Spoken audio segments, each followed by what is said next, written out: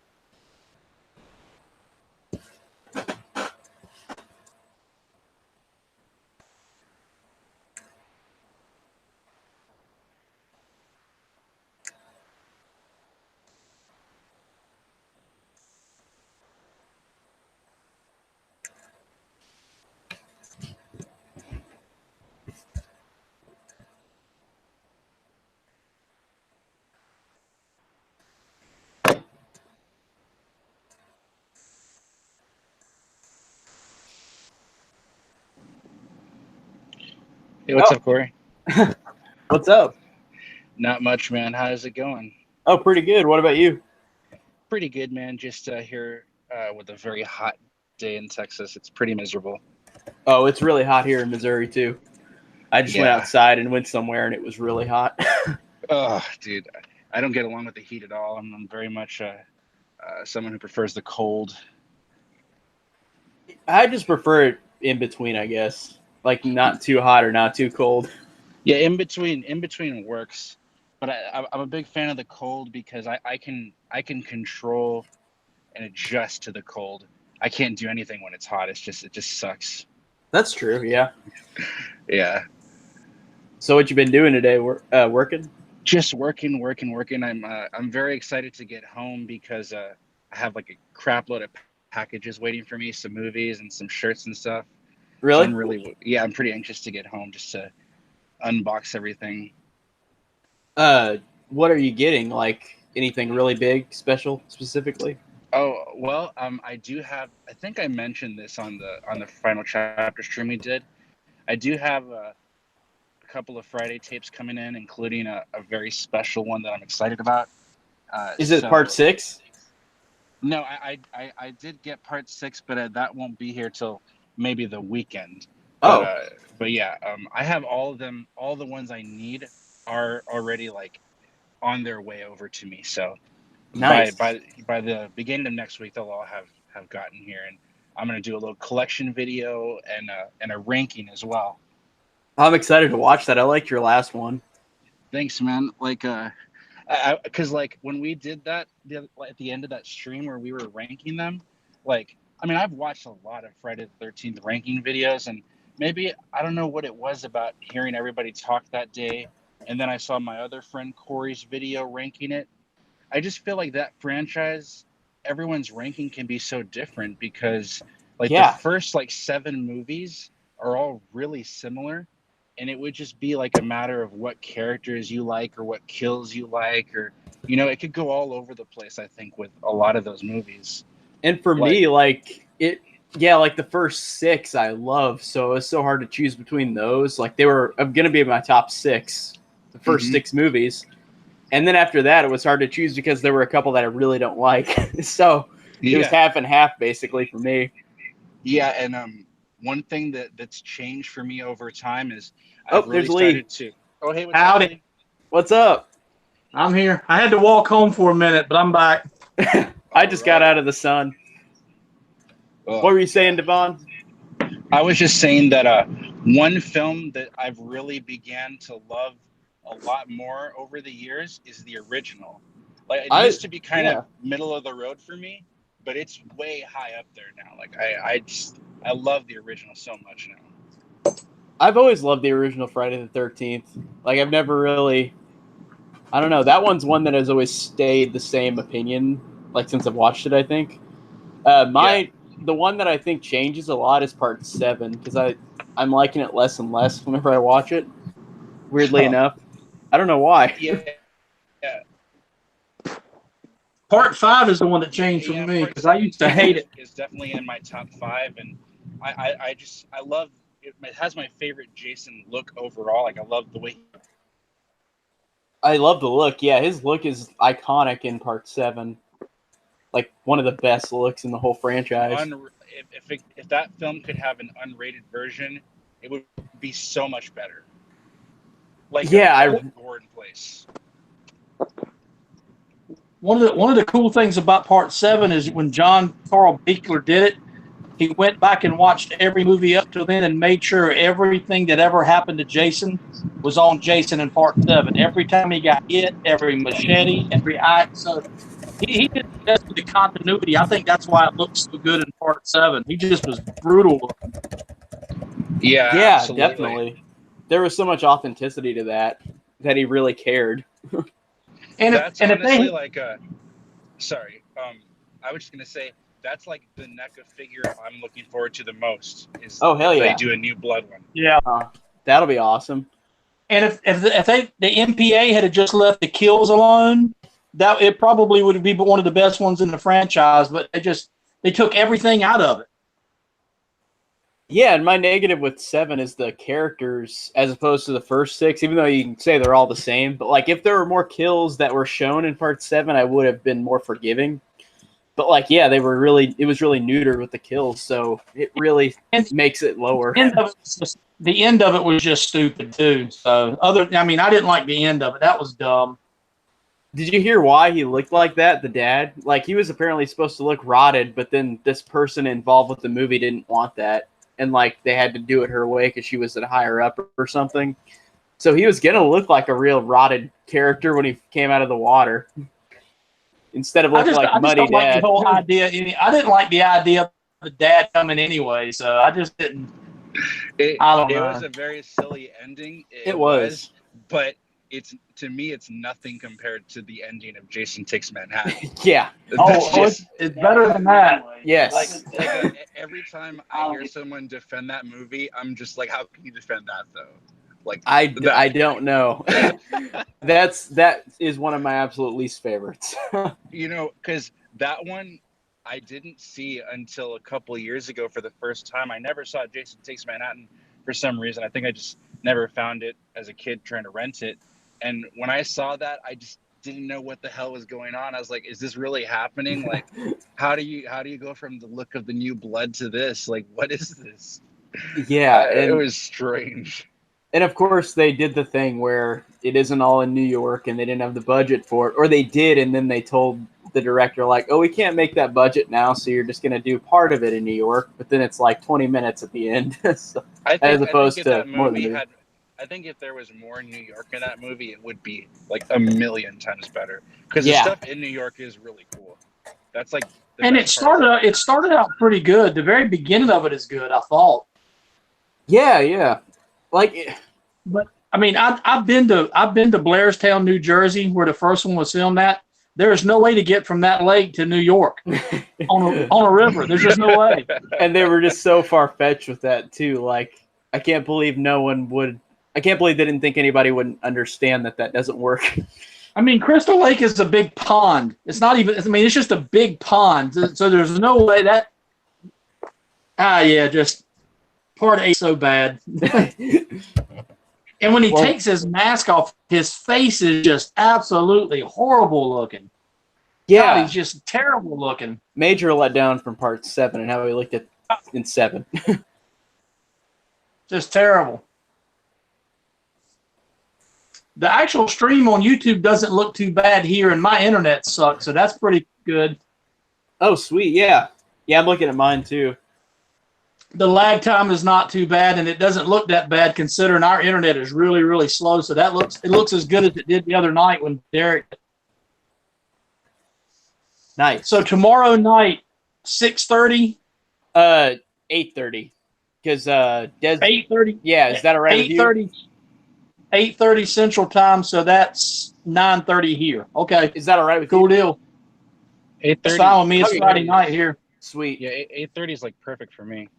Awesome, because Desmond is 2 hours behind us, and I really wanted him to come too, but he didn't finish work until I think 6 his time. So it'd be like 6:30 his time, 8:30 ours. So yeah, it'll be 9:30 here, but that's fine. It's a Friday night, so that's not a problem here. Yeah, me too. But yeah, no, it's Sleepaway Camp 2. I'm just so excited to talk about because I love Sleepaway Camp 2. I just watched Derek's review like 30 minutes ago and really want to watch it again. I'm still trying to find. I never get tired of that movie. I love that movie so much. It's just so. It's one of the most entertaining horror movies I've ever seen. Like every time I watch it, it gets better. Can you hear me? Okay. Yeah. Yeah, I can. Okay. I got to tell you this cool story. Okay, I want to tell you this cool story. So, recently, like I told you in the beginning, I did get all the Friday tapes. They're ordered. They're on their way. So there was only one more tape that I really needed to have.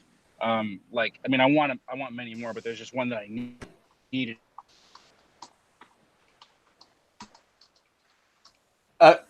Did you cut off? The last thing you said was you had one more tape you needed. I haven't heard anything else. Me either. I think I lost him.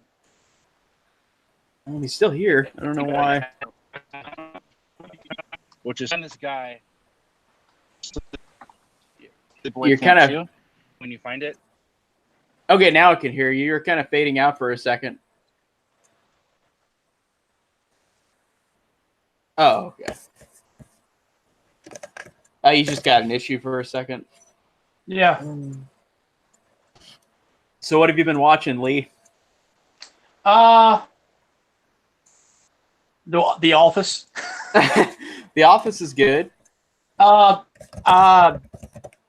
see. I finished up Rambo, and I've got actually uploading my Rambo ranking right now. Nice. I did. Yeah. I've been watching Stranger Things, getting ready for season 3. Just kind of recapping that.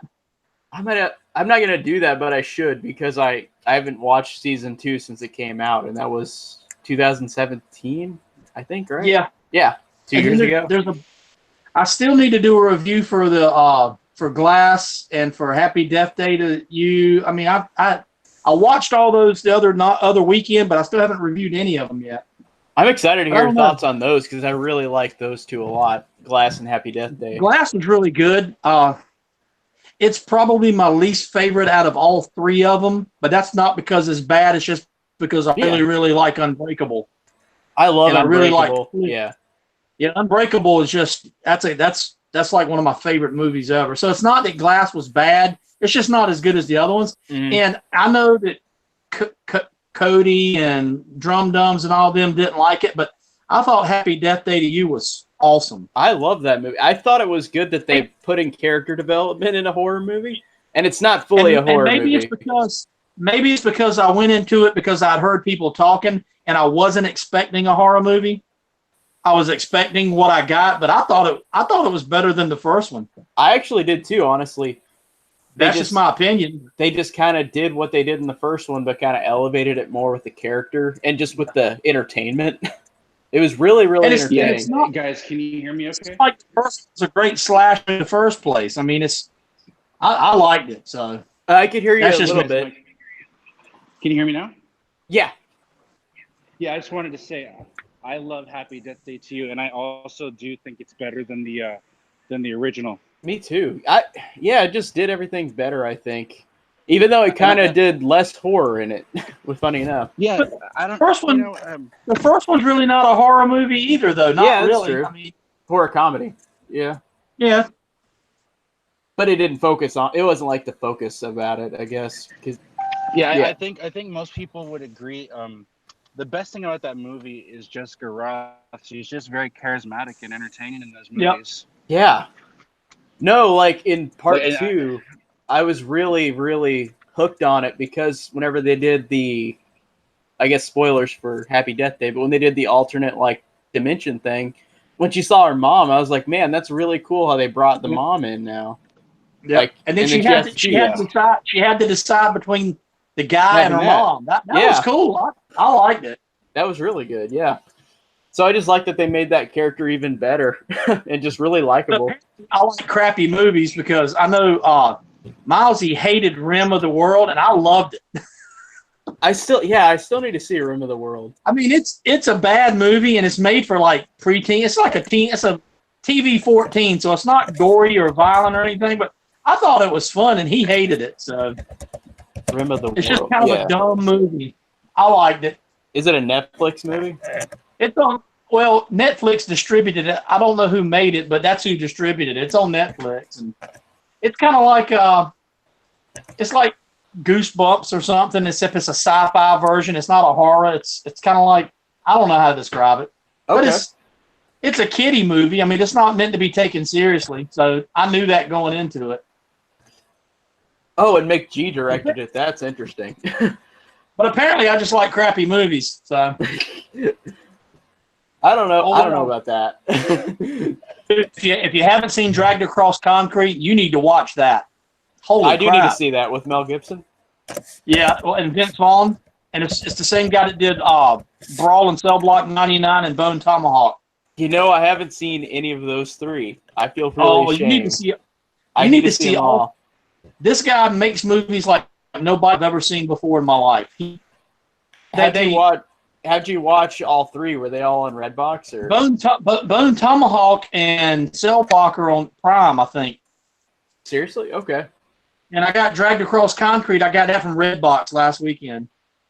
Crap! I'm gonna look on Netflix. I know. Hey Lee, I wanted to ask you because you mentioned this. I haven't actually ever seen any of the Rambo movies. Are they amazing? The first one I really loved. The other ones are good. The first one is really good, but the first one is a totally different kind of movie. Yeah. Okay. the first one is kind of the one man army, and it's a really good movie. And it took place it was filmed like 82, and then he became like a 80s patriotic hero kind of guy. So part 2 and part 3 are like super soldier, Ronald Reagan, 80s army kind of stuff. Oh, okay. They're okay for what they are. But then Rambo, the one that came out in 2008, is absolutely incredible. Oh, okay. I remember that was really gory. I heard someone say recently that the second best one is the newest one that came out. So would it be wise to watch all of them just to lead up to that one? You don't for continuity's sake, you don't need to see the second and third one, really. Okay. Although I like them, they're all fun, and I got like the Blu-ray collection really cheap. So yeah, the first one you definitely need to watch, and then the second one picks up at the end of the first one, and he goes back to Vietnam. Then the third one is kind of a standalone. He goes to Afghanistan in the 80s. And then the fourth one is a totally separate. You could watch the first one and the fourth one and skip the 2 in the middle, and you wouldn't really lose anything. Okay, I think that's what I'm going to try to do. But the second and third one are fun if you like to watch shit blow up. Yeah, that's good. That's what it is. And apparently the fifth one picks up exactly where the fourth one leaves off. The way the fourth one ends, you kind of got the feeling there might be another one to finish it up, and the fifth one picks up right exactly where the fourth one ends. But you don't really need to see the second and third one to know anything about it. Picks up 11 years later. Yeah. Brawl in Cell Block 99 is on Amazon Prime. Well, I'm adding that to my list. I really did want to see that. I just heard that was great. And then, so is Bone Tomahawk. They both are. Sweet. And then, the new one is actually on Redbox right now, so I got it at Redbox.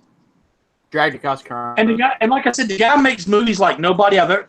They are very slow burn, and they don't have. They're not Hollywood. You know how Hollywood you have certain hits that you have to pace it. The pacing is really different. I mean, he doesn't make films like Tarantino, but you know how when Tarantino came out, it was just so unlike anything else? This guy's films are just unlike anything else. He doesn't make Hollywood-type movies, but yet, I mean, you're an hour into Dragged Across Concrete before you really even realize what's... He sets all these different characters up, and you don't know what they have to do with anything. And then you think maybe that's just a side character and it's not that important. Why is he focusing so much? When what he's doing is he's setting up all these different things, and then like an hour in, they just start dropping. You go, okay, I get it. And they're extremely violent. I mean, they're violent and brutal. Well, that director, did he direct Puppet Master, The Little Reich, or are they connected? Because it said something about Bone Tomahawk on that movie. I do not know. Puppet Master. You saw that, right, Lee? You know, I'll watch that one. I'm looking to see real quick. The guy that wrote and directed those movies is named Craig Zahler. Hey, are the Puppet Master movies any good? I've never seen them. They're the first couple are okay. Yeah, I like the first couple. No, actually, I take that back. I like 4, 4, and 5 more than 3, 4, and 5 more than the first two. You were right. He wrote the script for Puppet Master The Little Reich. Oh, cool. He didn't direct it, but he wrote it. So, okay. It said from the producers on there. On the yeah, top. but he did write the screenplay. Oh, cool. And he's only directed 3 movies. Oh, really? Bone Tomahawk, Brawl in Cell Block 99, and Dragged Across Concrete. But then he also wrote one called The Incident. That's a horror movie from 2011. I've never heard of it. So me either. So he's also a heavy metal musician. Really?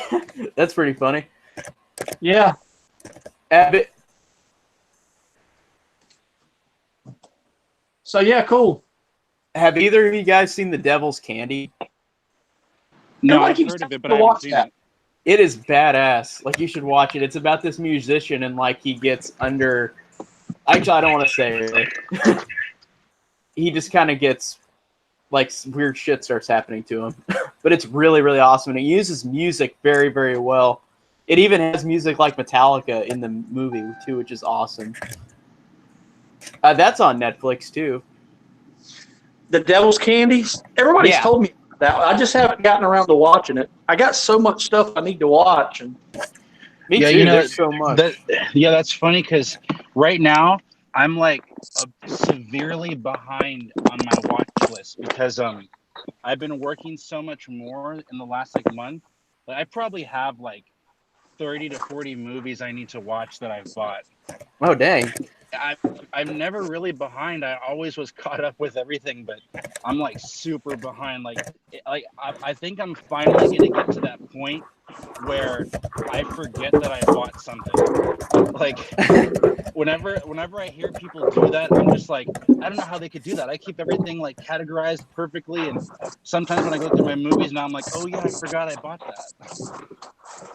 Sean Chandler scans his sets his out for a whole year in advance. Oh yeah. Wow. Jeez. Of course, Yeah. that's his job now. That's his only job is doing YouTube, so he can afford to. Yeah, that would be cool.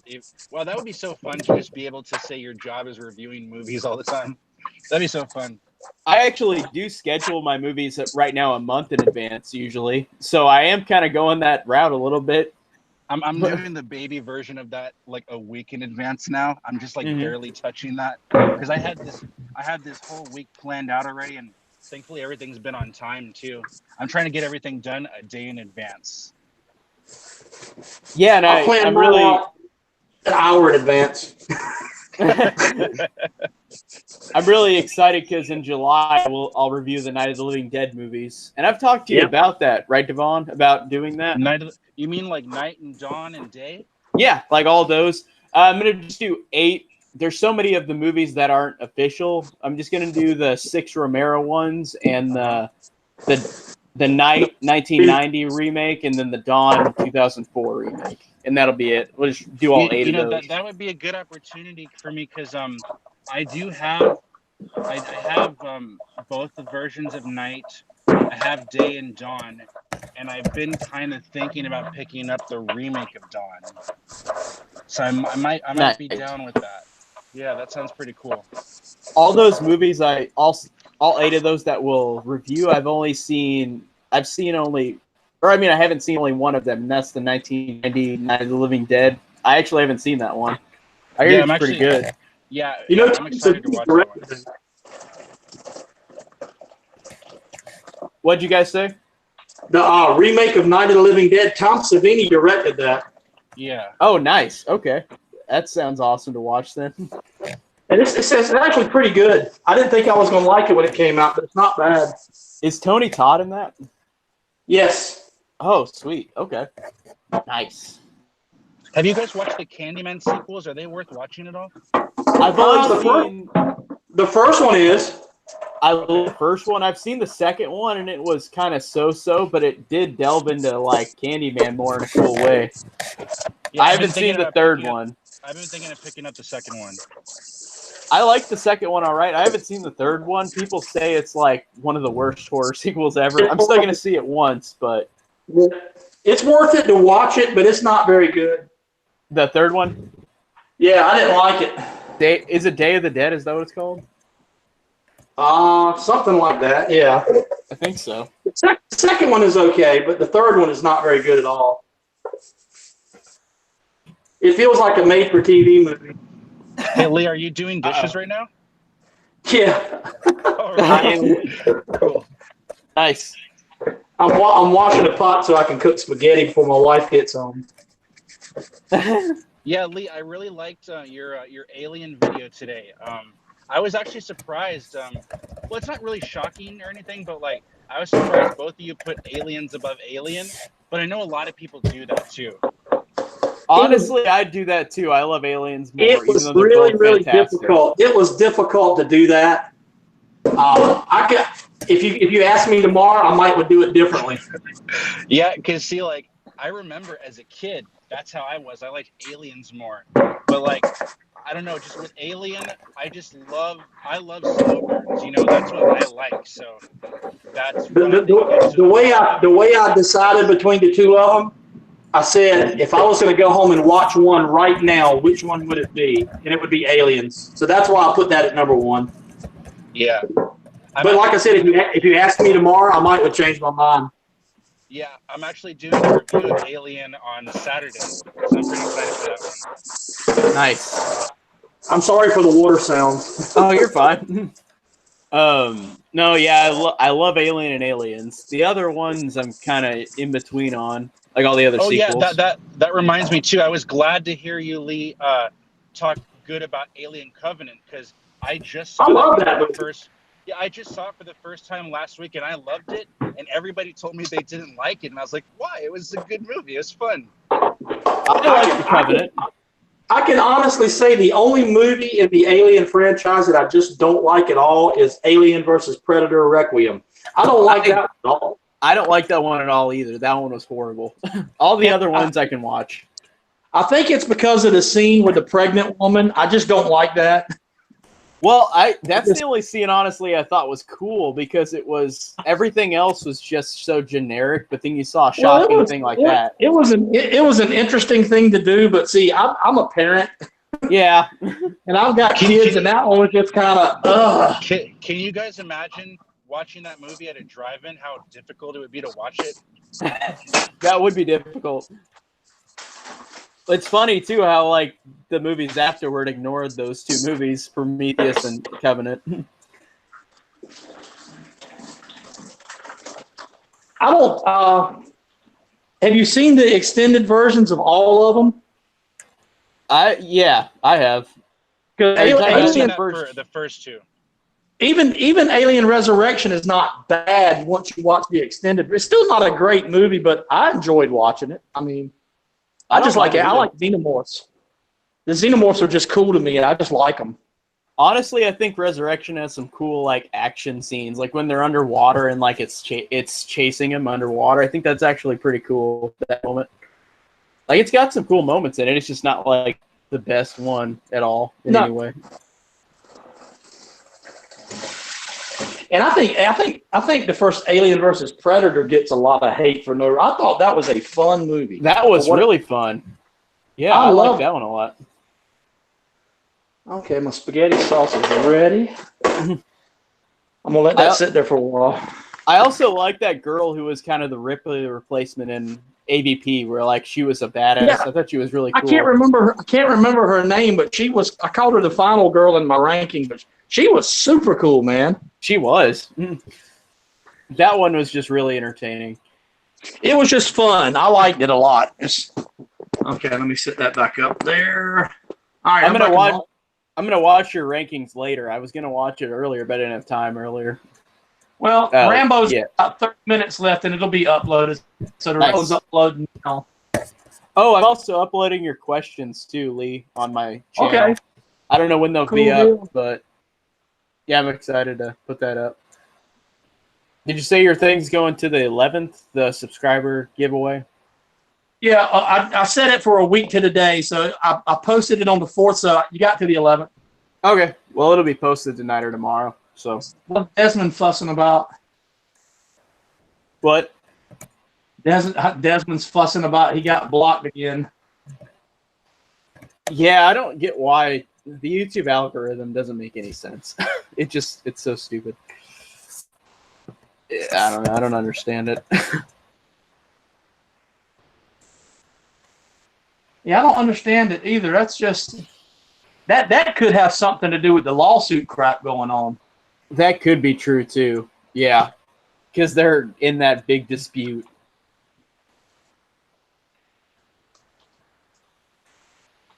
So I watched Cabin Fever for the first time last night and thought it was really cool. I've never seen it. I liked it. Have you seen any other Eli Roth movies? like Hostel or I watched Green Inferno and didn't like either one of them. I haven't seen Green Inferno. I've seen Hostel 1 and 2, and I saw House of the Clock in Its Walls, which was not like the same horror, but he directed that.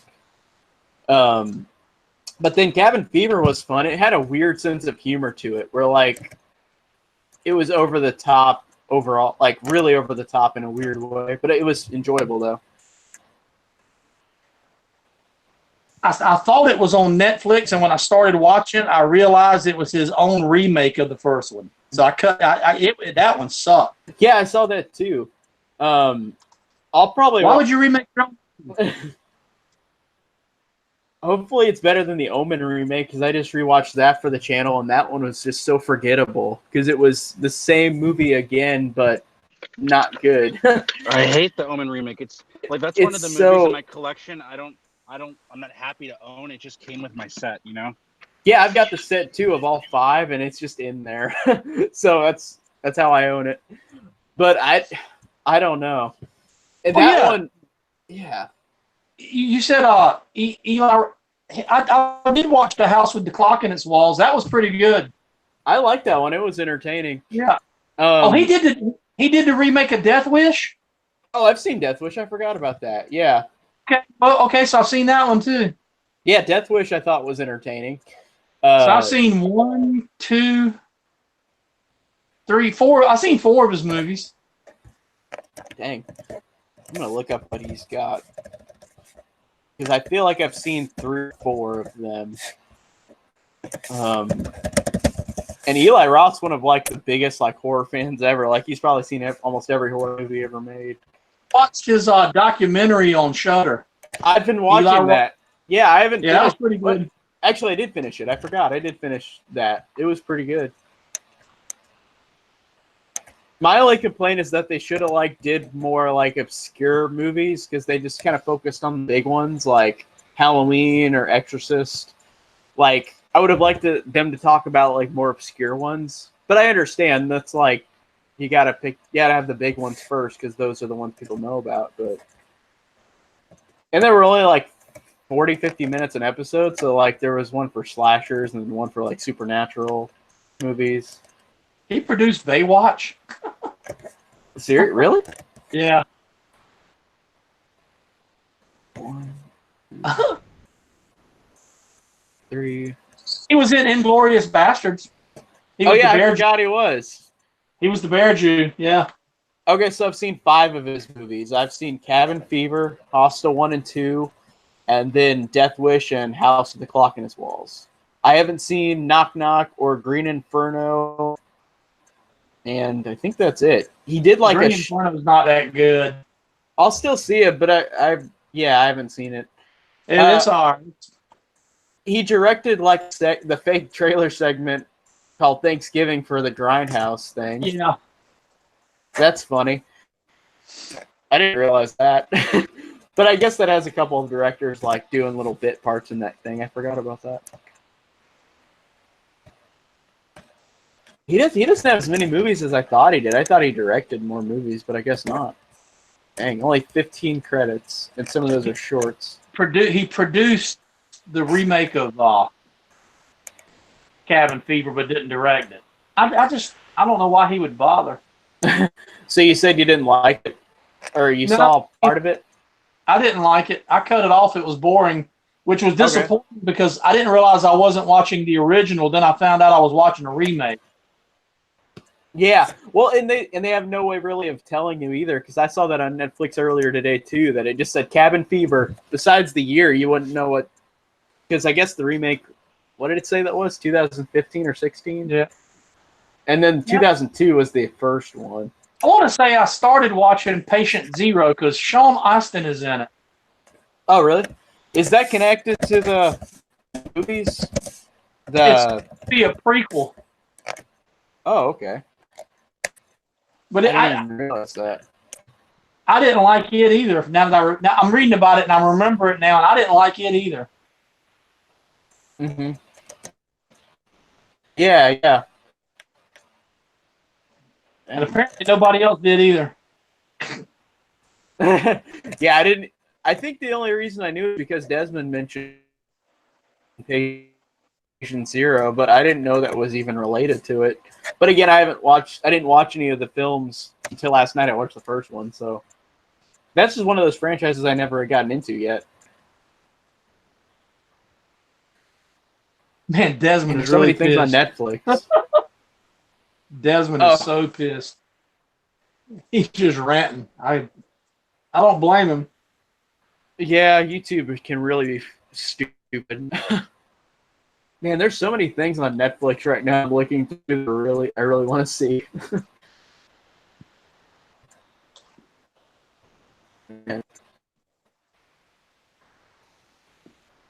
It's funny, on the popular on Netflix thing, there's a lot of horror ones that people are watching right now. Did you see where DC Universe has already canceled Swamp Thing after 2 episodes? Oh, it was 2. I didn't even know. I thought it was like 1. Dang. 2 episodes, and it's already been canceled. Jeez. I didn't watch it. It's not good. So bad. That's not good. I was halfway thinking about subscribing, but it doesn't sound like that's going to survive very long. No. It's one of those things where I've seen the DC, funny enough. I don't know if I hear some of them are good, but I don't watch any of them. I watch some of the number ones. Yeah, there's a bunch of stuff.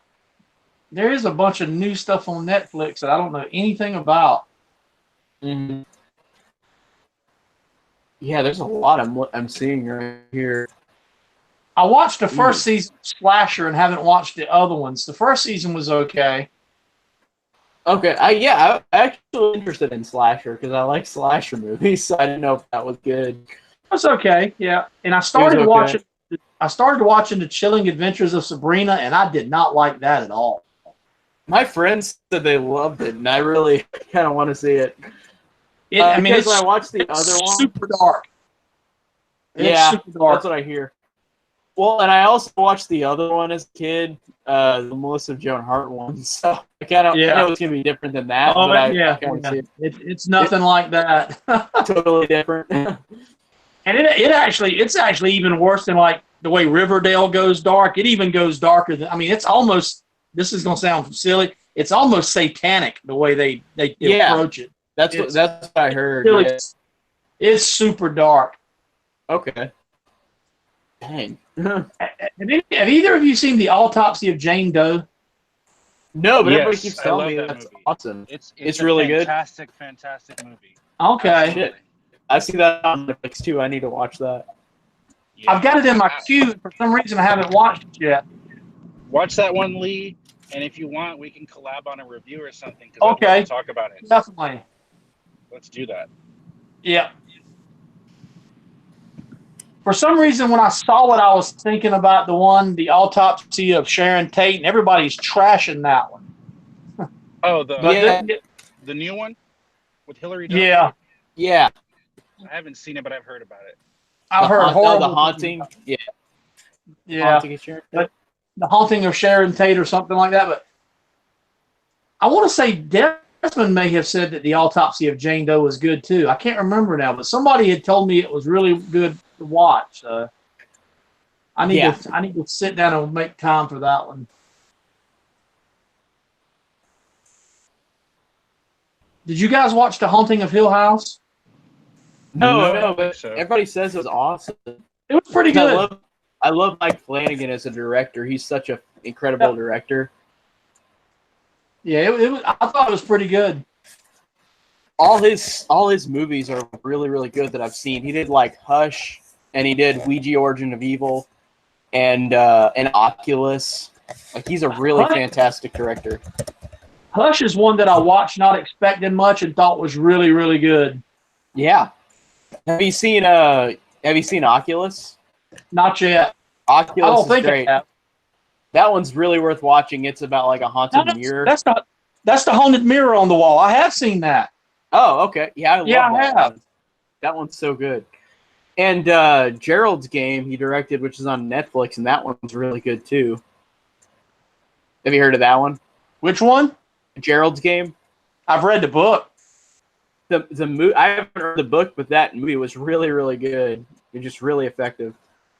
Another one on Netflix is the Stephen King is 1922. That's really, really good too. Oh yeah, I forget about 1922. That one came out around Gerald's game. Thomas Jane is in it. Yeah. It's messed up. It's a really good one. It's cool that he's gonna direct Doctor Sleep. I guess it's this year or next year. I want to see the Mr. Mercedes series that they're doing, but it's on HBO, and I don't have HBO. Yeah, I don't have HBO either, and I don't want to buy another thing because I can't afford to. But I did watch. Yeah. I did watch the one on Hulu, the one about the Kennedy assassination with Franco, where he goes back in time to stop the Kennedy assassination. Wasn't it like a bunch of numbers, like the title? It's the date Kennedy was shot. The date he was shot, 11/22/60. That's the book was really good, and the miniseries I thought was really good too. Nice. But I'd read the book, so I'm kind of writing down what movies you're saying because I do want to watch some of these, and I know I'm going to forget whenever we're done with this. So I wrote down the three that guy did, like Bone Tomahawk and you need to those. And Dragged Across Concrete. The scene in Terrifier, there's a scene almost identical to it in Bone Tomahawk. Yeah, actually, somebody I work with was telling me about that. They watched that scene, and they said it was just like that. And I was just like, wow, okay. And actually, now that I've seen Terrifier all the way through, the scene in Bone Tomahawk is worse. Really? Oh. Yeah. I think it's just a little bit worse. Wow, okay. Now that makes me want to watch it. Oh, it makes me hurt thinking about it. Oh, no. But like I said, when you watch this guy's movies, the people I've heard complain about Bone Tomahawk talked about how it was slow, but that's just the way the guy makes movies. He's not, like I said, he's not filming a Hollywood where he hits all the beats like a Hollywood movie. He's got his own sense of pacing, and it may seem like it's like a slow burn, and it may seem like it's slow and not going anywhere, but when it gets to where it's going, you're like, holy crap. No, I love that because it builds up to something fantastic as opposed to just the whole movie. He has made the most unique movies I have seen in a long time. Oh, yeah, I forgot to check what his name was.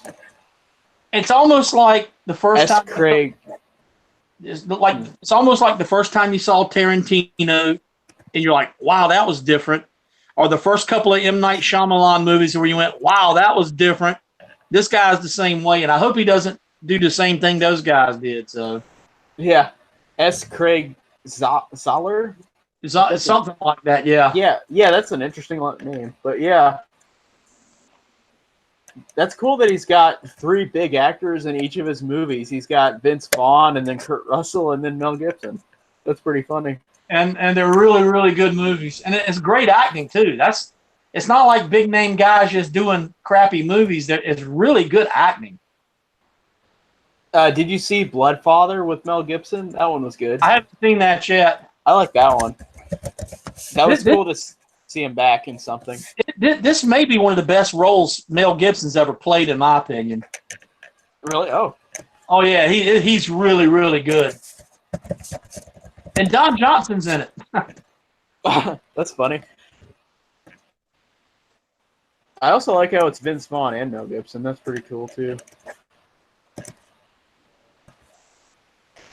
Well, and Mel Gibson, I don't like him as a human being, but I'm glad that he's back acting because I love his acting. He's a great actor. He's just crazy. You can't. He's crazy, yeah. He's crazy and did way too much cocaine in the 80s. Yep, exactly. It's a shame. This is crazy. They blocked this video, and he did this video.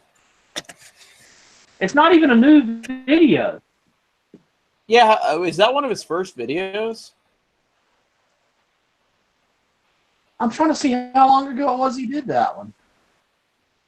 I think it was one of his first videos, I believe. I don't think... A year ago. It's a year-old video, and they just have now blocked it. I guarantee it's got something to do with that lawsuit now because I'm looking at his picture, and I like how it said why this might happen. Your video might contain copyrighted content.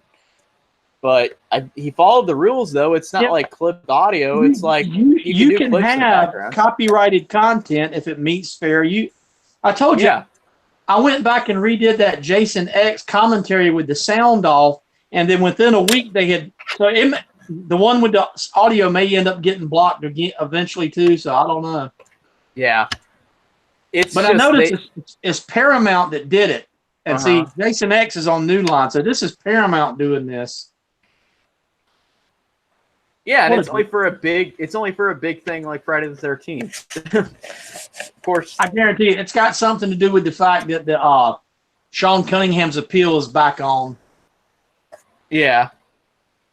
In the beginning, I was on Victor Miller's side because he did write it and he had the right to do it, but now they're both just being douchebags. Mm-hmm. They're just both being greedy now. Yep. They don't. Yeah, they just want to be really greedy. They don't care. So did you see that Jason Blum and Jamie Lee Curtis were together talking about Halloween? The next one. I saw the pic. Yeah, that's pretty funny. I'm excited to get her action figure. That's so cool that this is apparently the first like action figure Jamie Lee Curtis has ever had of a character she's been like in a movie. Apparently, I want one from True Lies. Yeah. True Lies one. Yeah, is it great? I love True Lies. True Lies is great. That one's underrated. That is one of the best action comedies ever made. It is. And he's got so many big movies, that one kind of goes under the radar for people. And also because Arnold had so many movies in that time period that it kind of probably did get a little rotated out that nobody remembers it as well. And it's got it's got Bill Paxton in it. So, I mean, it's just a great movie, man. It's so funny and so entertaining. And you know it's a remake of a French movie. Oh, it is? Yeah. What's the French movie called? But it's James Cameron, so I mean... You know, the only James Cameron movie I haven't seen is Piranha 2, The Spawning. I've seen it. Is it bad? Is really bad? Oh, it's horrible. Horrible? I'm going to see it once. Fly. The fish can fly. I like the first Piranha. I watched that a couple months ago. I enjoyed that one. Oh yeah, it's a good B movie. It is, yeah. I thought that one was pretty fun, and honestly, I thought it was kind of creepy. And for some reason, I had forgotten that he wrote the screenplay for Rambo: First Blood Part 2. I totally forgot that till this week when I was watching it. And you can tell now. Actually, yeah. If I watch that again, I'll probably be able to tell. Because I've only seen the Rambo sequels like once, I think. It's so funny that he has Avatar 2, 3, 4, and 5 in production. It's still. I don't know what's going to happen when they put all those Avatar movies out because it only had one movie, and it came out in 2009, and I don't hear anybody say they love it anymore, even though it's the top-grossing movie ever. I don't know if it's going to make that much money at all for the other ones. What's amazing when you think about it is Cameron has only directed 8 movies. Yeah, he hasn't directed. I mean, he's directed some documentaries, but he's only directed 8 movies, and the last one was 10 years ago. Was that Avatar? Avatar. Damn. Okay. And the last one before that was Titanic. So his last 4 movies that he directed were T2, True Lies, Titanic, and Avatar, and that's it. And in the span from 1991 to 2009, 4 movies. That's crazy. 4 movies. He did Piranha 2. He did Piranha 2 in '82. He did Terminator in '84. Aliens in '86. Abyss in '89, then T2, True Lies, Titanic, Avatar, and that's it. You know, The Abyss I like too. I thought that one was underrated too. And if it wasn't for that, you wouldn't have got Terminator 2 because that's where they started doing all that CG with the water and stuff. Yeah, that's a really good movie. Mm-hmm. Yeah, he's produced and written a crap load of stuff, but Yeah, The Abyss is an underrated one too that nobody talks about. Like that and True Lies. Like I noticed those two are kind of pushed to the side a little bit. But I mean, how can you blame anybody though? Because he's got really great movies. So I mean, you can't name them all at once. He's done a bunch of documentaries. Good night. Oh, well, he co-wrote Alita. I want to see Alita. Everybody said that was awesome. He co-wrote Alita and produced it, and he's producing the new Terminator. Although I don't think that's going to be very good. I don't know either.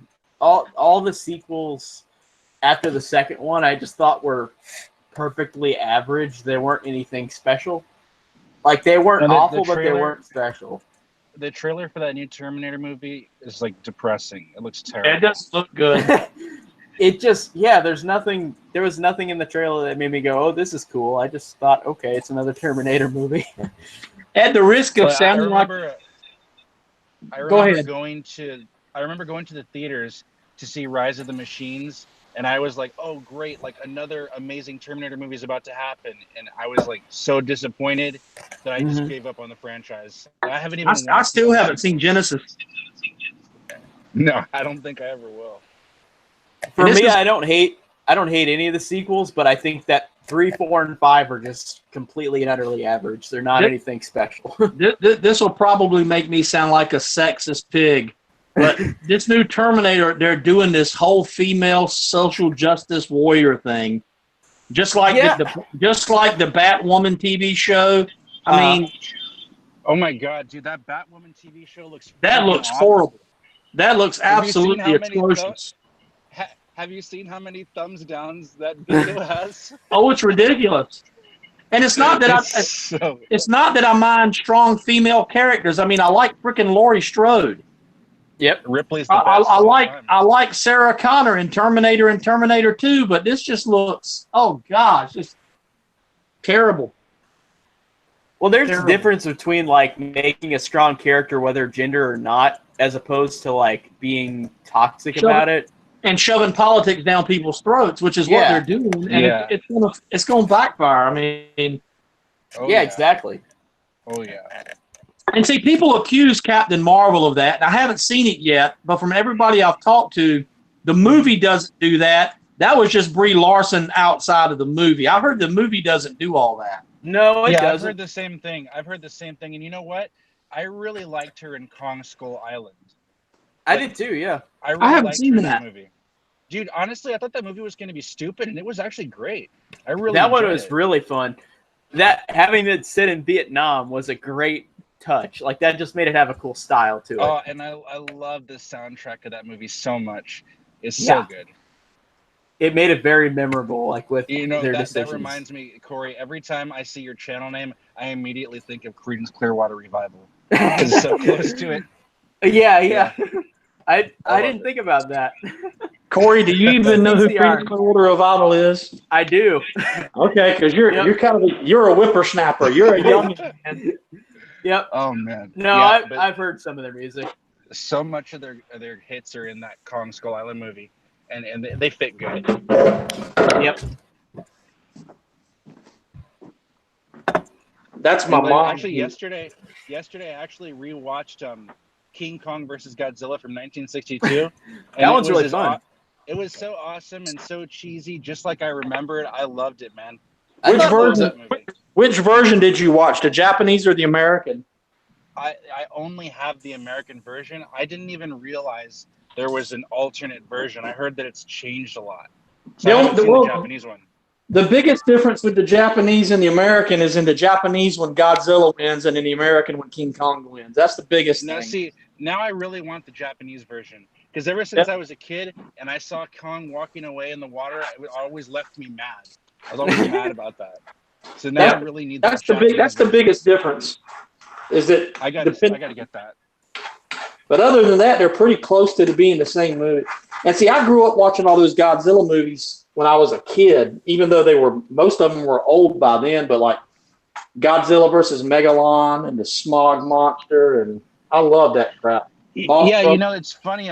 I grew up watching them too, and the era that I watched as a kid was the Showa era films. Even though when I was a kid, the Heisei films were the ones that were being released, and I didn't watch those till later. And that's actually the era that I like the most. Nice.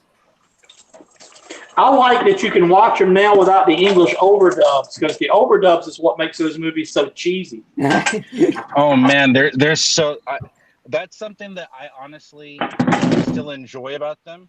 Like, yeah, the Japanese versions are better, but whenever I watch some of the cheesy dialogue, it makes me laugh. It's pretty funny. Because they're so out of sync, it's not funny. It's just like, Yeah, Yeah. yeah, it's hilarious, dude. Speaking of really bad dubs, I watched that movie House by the Cemetery, which I think is Fulci. Fulci movie. Yeah, and that has one of the weirdest dubs ever, because there's like these two little kid characters and they've got like adult voices, and it's really disturbing. Like, it just doesn't make any sense. They sound like full-fledged adults, and they're like 5 or 6-year-old kids. I've gotten to the point now when I watch a foreign language movie, I don't want English. I would rather listen to it in the original language and read subtitles. I would too, yeah. Well, the one I watched was only that way, I think. It was on Prime, I think. But that's what makes Argento so unique, is when he films movies, whatever language the actor speaks, their dialogue is in that language. So like in Suspiria, their actors speaking Italian, German, and English all at the same time. Yeah. And then depending on where they release it, they go back and just overdub it into the other language. So you watch the people speaking English and their mouths are moving in English, and then you're watching other people and it's obviously dubbed. So it's just really weird the way he did that. Yeah, it is kind of strange. And the fact that it actually worked, that you got people speaking to each other on set, not even talking the same language, and somehow or another it works. But I guess that's because Argento was a genius. Yeah, I love Argento. Like, his movies, all the ones I've seen, I've liked or loved. And see, I still haven't gone back and done my second video for the Suspiria remake, because I'm scared it's going to get really, really long. Oh, that's fine with me. I'll listen to it. that movie, that was one when Drum Dums was talking it up. I'm like, yeah, he's hyping this up too much. And then when I watched it, he was like, no, he was right. That was one of the craziest movies I've ever seen in my life. Man, I love the Suspiria remake. I think it's fantastic. Me too. That last act was just insane. Oh, geez. The end of that movie, man. Good Lord. Oh. Yeah, the end of that movie just went in all kinds of places. It was pretty crazy. Yeah, I saw it at my indie theater, and like everybody in the theater was just like quiet. And then at the end of the movie, they were like, "What just happened?"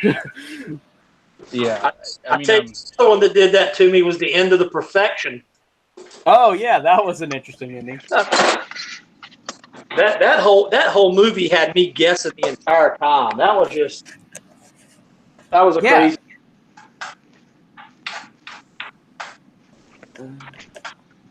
I don't think Derek would like that one. Yeah, I don't know. He probably won't. I mean, he still wants to see it. I think he said he did.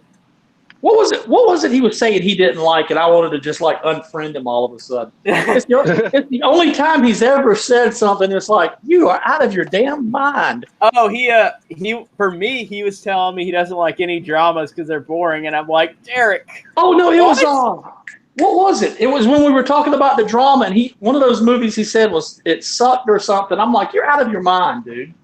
And I can't remember what it was now. I can't even remember now. But it's like, boy, you like Thanksgiving and you don't like Dead Poet Society. What the hell's wrong with you? Oh, it was The Green Mile. That's what was that the one he said he didn't like, or? I think that was Desmond. Oh yeah, Desmond said he was tired of the magical black guy or something like that. Magical black guy cliche, I think. Yeah, I think is what he said. And apparently I don't watch enough movies because I'm not familiar with that was a cliche. How many magical black guy movies are there? What? Maybe, I don't know. Maybe he thinks like voodoo or something. If he means like that. The trend now is to have lesbians. Everything now has to have a lesbian in it. And I know some guys are into that. That's their thing and all. Okay, so. Oh, so we got a second person on the chat. We got 3V Production Company, who's a really cool dude. He's got really cool videos. Have you guys seen his videos at all? Wait, yeah, Roger's a good friend of mine. What's up, dude? Good to see you in here.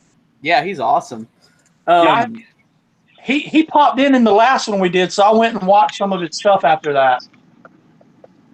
Yeah, I watched his slot. Roger's a good dude. He's a he likes a lot of really great kind of, I don't know if I would use the word obscure, but it's stuff I really haven't heard about. So he's like shown me a lot of really cool stuff, and I have a long list of things. The one on top of my list right now that he recommended to me is The Changeling. I bought it. I love The Changing. Oh, that's a great movie. That movie's awesome. I think I'm going to watch that one tonight, actually. I'm really excited for it. And it's got George C. Scott in it. Yeah, I love George C. Scott, man. I loved him in The Exorcist 3 so much. He's phenomenal. Dude, me too. Exorcist 3 is great. That and Psycho 2 are the most underrated horror sequels like in a franchise. Yeah, I agree. And you know what that reminds me? I actually bought The Exorcist 2, and I have to watch that soon. Everybody's gonna hate me, but I love that movie, even though it doesn't make any sense. Corey, Corey, I'm glad to hear you say that, because I need to hear someone tell me they like it, so I don't have to go in. Too? Yeah. It's okay. Yeah, I like it a lot. It doesn't make any sense, but I've already established the fact that I like crappy movies, though. So that I like crappy movies too. No, but I can also give Exorcist 2 things that people don't even like point out, and this isn't spoiling it, but like the score is incredible. Ennio Morricone did it, I heard the score is good. Yeah, and then visually, like it is a very creative and cool movie. Like it is definitely something that is not done. Like how it looks and feels, it kind of feels like a dream. Honestly, the movie is so odd. 3B, that's Roger, right? Yeah. Didn't he just do a video where he found one of those 1979 Kenner alien dolls? The alien figure, yeah. Yeah. I had one of those. I had one of those when I was a kid. A Kenner one? I got it for Christmas in 1989, the year they came out. I had one. Dang. And if I'd have known it would be worth $1,000 now, I would have taken care of it. Yeah, dude, I think it's worth a lot of money even without the box. Oh, it's worth a crap load of money. He could probably sell it and get $200 or $300 for it, even with the stuff missing off of it. Yeah, because I looked up on eBay, and a lot of them are missing the dome, anyways. I think he's missing the dome, and he's missing the jaw that comes out of the mouth, but it's still worth a crap load of money. It's actually a really cool figure too. Well, what happened was they put them out. And they put them out right in time for Christmas in 1979, and parents lost their damn minds because they were marketing a toy for an R-rated movie. So they pulled them off. That's really strange. Kenner pulled them off the shelves and destroyed them. So there's really not that many of them left, and I had mine for years. I had mine up until I was in high school, and I don't know whatever. It probably got broken or something, but It was the coolest toy ever. The skull glows in the dark. Man, that damn thing was cool. Even though I wasn't born in that time, I think it's funny how people say, oh, people nowadays only do it to where they're so like ashamed of stuff like that. But they did that in like the 70s and 80s too. My parents were really cool. They bought us toys that most kids didn't have. I had that alien. Me and my brother had all the Shogun Warriors, the big plastic Shogun Warriors. And those things are worth a crap load of money now, too, and we didn't keep any of that stuff. Yeah. I had all that original Star Wars stuff that came out in the late 70s. I was going to say, did you have the Kenner ones? Oh, yeah. I had the Death Star. I had all that stuff. And cool. I said, we played with them because we were kids, and because we played with them, they got tore up. And who knew that they would be worth money? They were toys. Yeah, exactly. I don't have any of the Kenners, but I have a big Star Wars figure collection. I don't have any collection now. I'm getting ready to start collecting the NECA stuff. I got the Jason Lives because I had to, and I've got the Roy pre-ordered from GameStop. And the next one, I need to get me a Michael, a Freddy, and a Leatherface.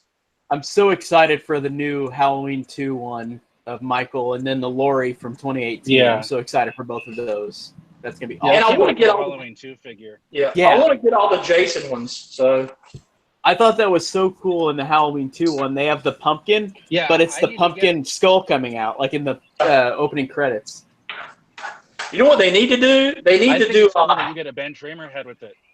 They need to do a Halloween 3 figure for Tom Atkins. Well, they're gonna do one for Oh, the yeah. kids in the masks. I want the Tom got Atkins. Yeah. I got the Tom Atkins figure coming to me with Night of the Creeps, actually.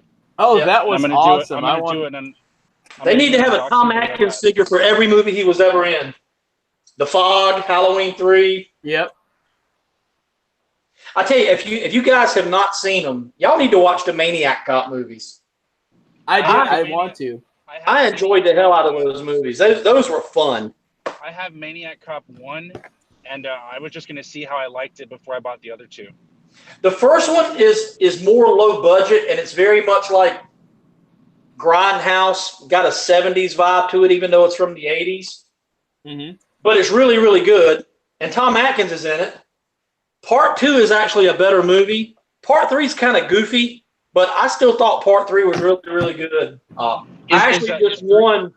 just won the first 2 on VHS off eBay, and they're supposed to be here like any day now. So Is Bruce Campbell in all of them? he's in the first 2. Okay.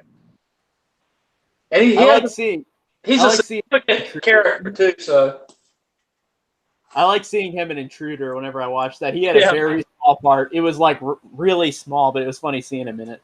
Well, yeah, I got that one on my list to buy like this week or next week. Well, Sam Raimi is in one of the Maniac Cop movies too, because he knew the guy. He knew the director, and it's the same guy that directed Maniac. Oh, really? Oh, nice. William Lustig. Yep, Glenn Lustig did all 3 of them. Oh, sweet. And Larry Cohen was the producer. I'm so ashamed I haven't watched the Maniac remake yet. I want to see that so bad. I haven't seen it, but it's not streaming anywhere for free, so I just... Yeah.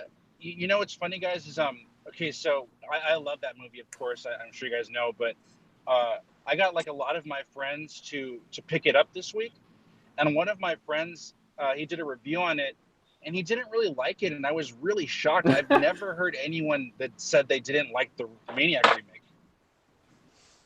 Dang. I just hear every positive thing about it. I haven't heard anything negative about it. Like, honestly, I couldn't tell you anything about it I don't like. Like, there's like one kill in the beginning that's like a little, too CGI looking, but that's the one thing, if anything. The rest of the kills are like super amazing practical effects. Like, they're unbelievable. Nice. Like, literally some of the best I've ever seen. I have seen that clip though of the end, like with him.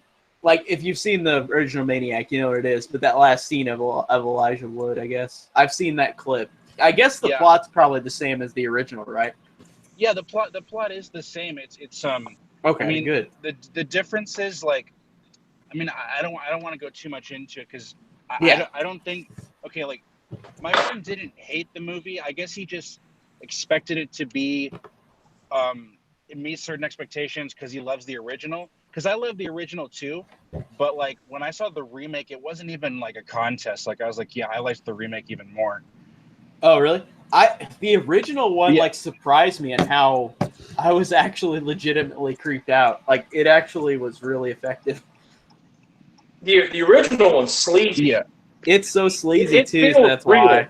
Yeah, it feels very real. So that's why it creeped me out. I was like, man, actually. And the first Maniac Cop has the same feel to it. Really? The first one, the second one, they had a little bit more money. Is Maniac Cop humorous though? The first one's really not. They add the humor in the second and third one, but it's still not like Freddy Krueger humor. But there is a little bit of humor. Okay. And the second and third one are cool because it's got the guy that played Jake Fratelli from the Goonies in it. Oh, really? That's funny. I can't think of his name right this second, but yeah, the guy that Jake Fratelli is in it. And like I said, Jackie Earle Haley's in the third one. That's a lot of cast in those movies. That's pretty cool. I did save the video on my watch list on YouTube to watch the first one because I found it on YouTube from you telling me that. And the other two are on Prime.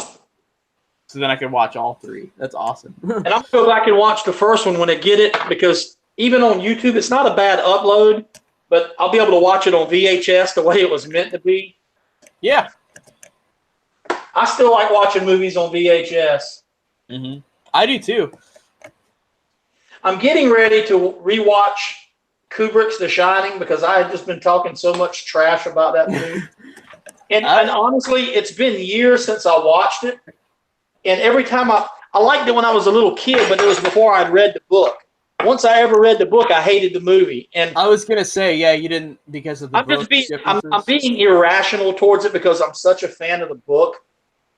Well, also Stephen King was too, though. He said Stephen King doesn't like it at all. Yeah. So, yeah. And they have that mini-series one, but I haven't watched that. The mini-series that's more... The mini-series is trash. I don't like the mini-series. I thought it was pretty good. Like it. But, you know, I got to see The Shining in the theater like 6 or 7 years ago. And, I mean, I've always loved the movie. I did see the movie before I read the book, and I loved the book too. But, I don't know, it didn't change how I felt about it. But, like, when I did see it in the theaters, like, I think that just gave me this, like, whole new appreciation for it. Just, I don't know. I mean, everybody does agree that it's a well-made film, but there's so much that I love about that movie that goes beyond just the even I agree it's a well-made film. And I watched a documentary about it, about all the hidden things in it, and that's fascinating to me. Yeah. Yeah. So as a movie, it's very interesting. Yeah, that documentary blew my mind too. Yeah. So, I mean, I appreciate, it's not like I hate it. I appreciate it, but it's probably my least, well, outside of like the crap ones, it's not a very good Stephen King adaptation. Mm-hmm. Yeah, and since I haven't read the book, I just love it as a movie. I think the movie is so well made. And part of the problem is the way the movie starts out, Jack is already crazy. Yeah, and that's what I've heard too. And the book shows how he's not crazy. So I mean, but I mean, filmmakers have artistic license. So but also I wonder if that made it easier for like him to go crazy because he was already in a mood. Maybe that might be like in terms of a movie, like making it faster, I guess, for progression. And there's my timer. And it is probably one of Nicholson's most iconic roles. So yeah. Mm-hmm. I give it credit where credit is due. It's not like I think it's a crappy movie because it's not. Yeah, exactly. Yeah, every time I watch it, Jack Nicholson always blows me away. And I've heard a lot of people say that where it's like they don't see the dynamic in his performance. And I can understand where they're coming from, but I always have seen it. I can see the difference from one point to the next, but I do understand what people are coming from when they say that because he's a very like over the top kind of personality as it is. And see, I've got that on VHS too, so I need to watch that on VHS. Mm-hmm. Yeah, that's a VHS I definitely want to get my hands on. You know, I watched the original Friday the 13th on VHS a couple of weeks ago, and there's really nothing like it, man. It's a lot of it just feels so good to watch in that format. It really does. Some movies are meant to be watched grainy. I mean, those movies were not filmed when you had 4K digital technology. They're not supposed to look that way. So that's why that's like one thing that I always like disagree with people on is that I love grain in my movies if it's supposed to be there. Yeah. But I don't like any kind of reduction of that. I don't want like whenever I hear people review 4Ks and they're like, "Oh, there's not much grain." I'm like, "Why?" Like they screwed it up bad when they did the Predator, the first one on Blu-ray, because they tried to take all the grain out and it looked stupid.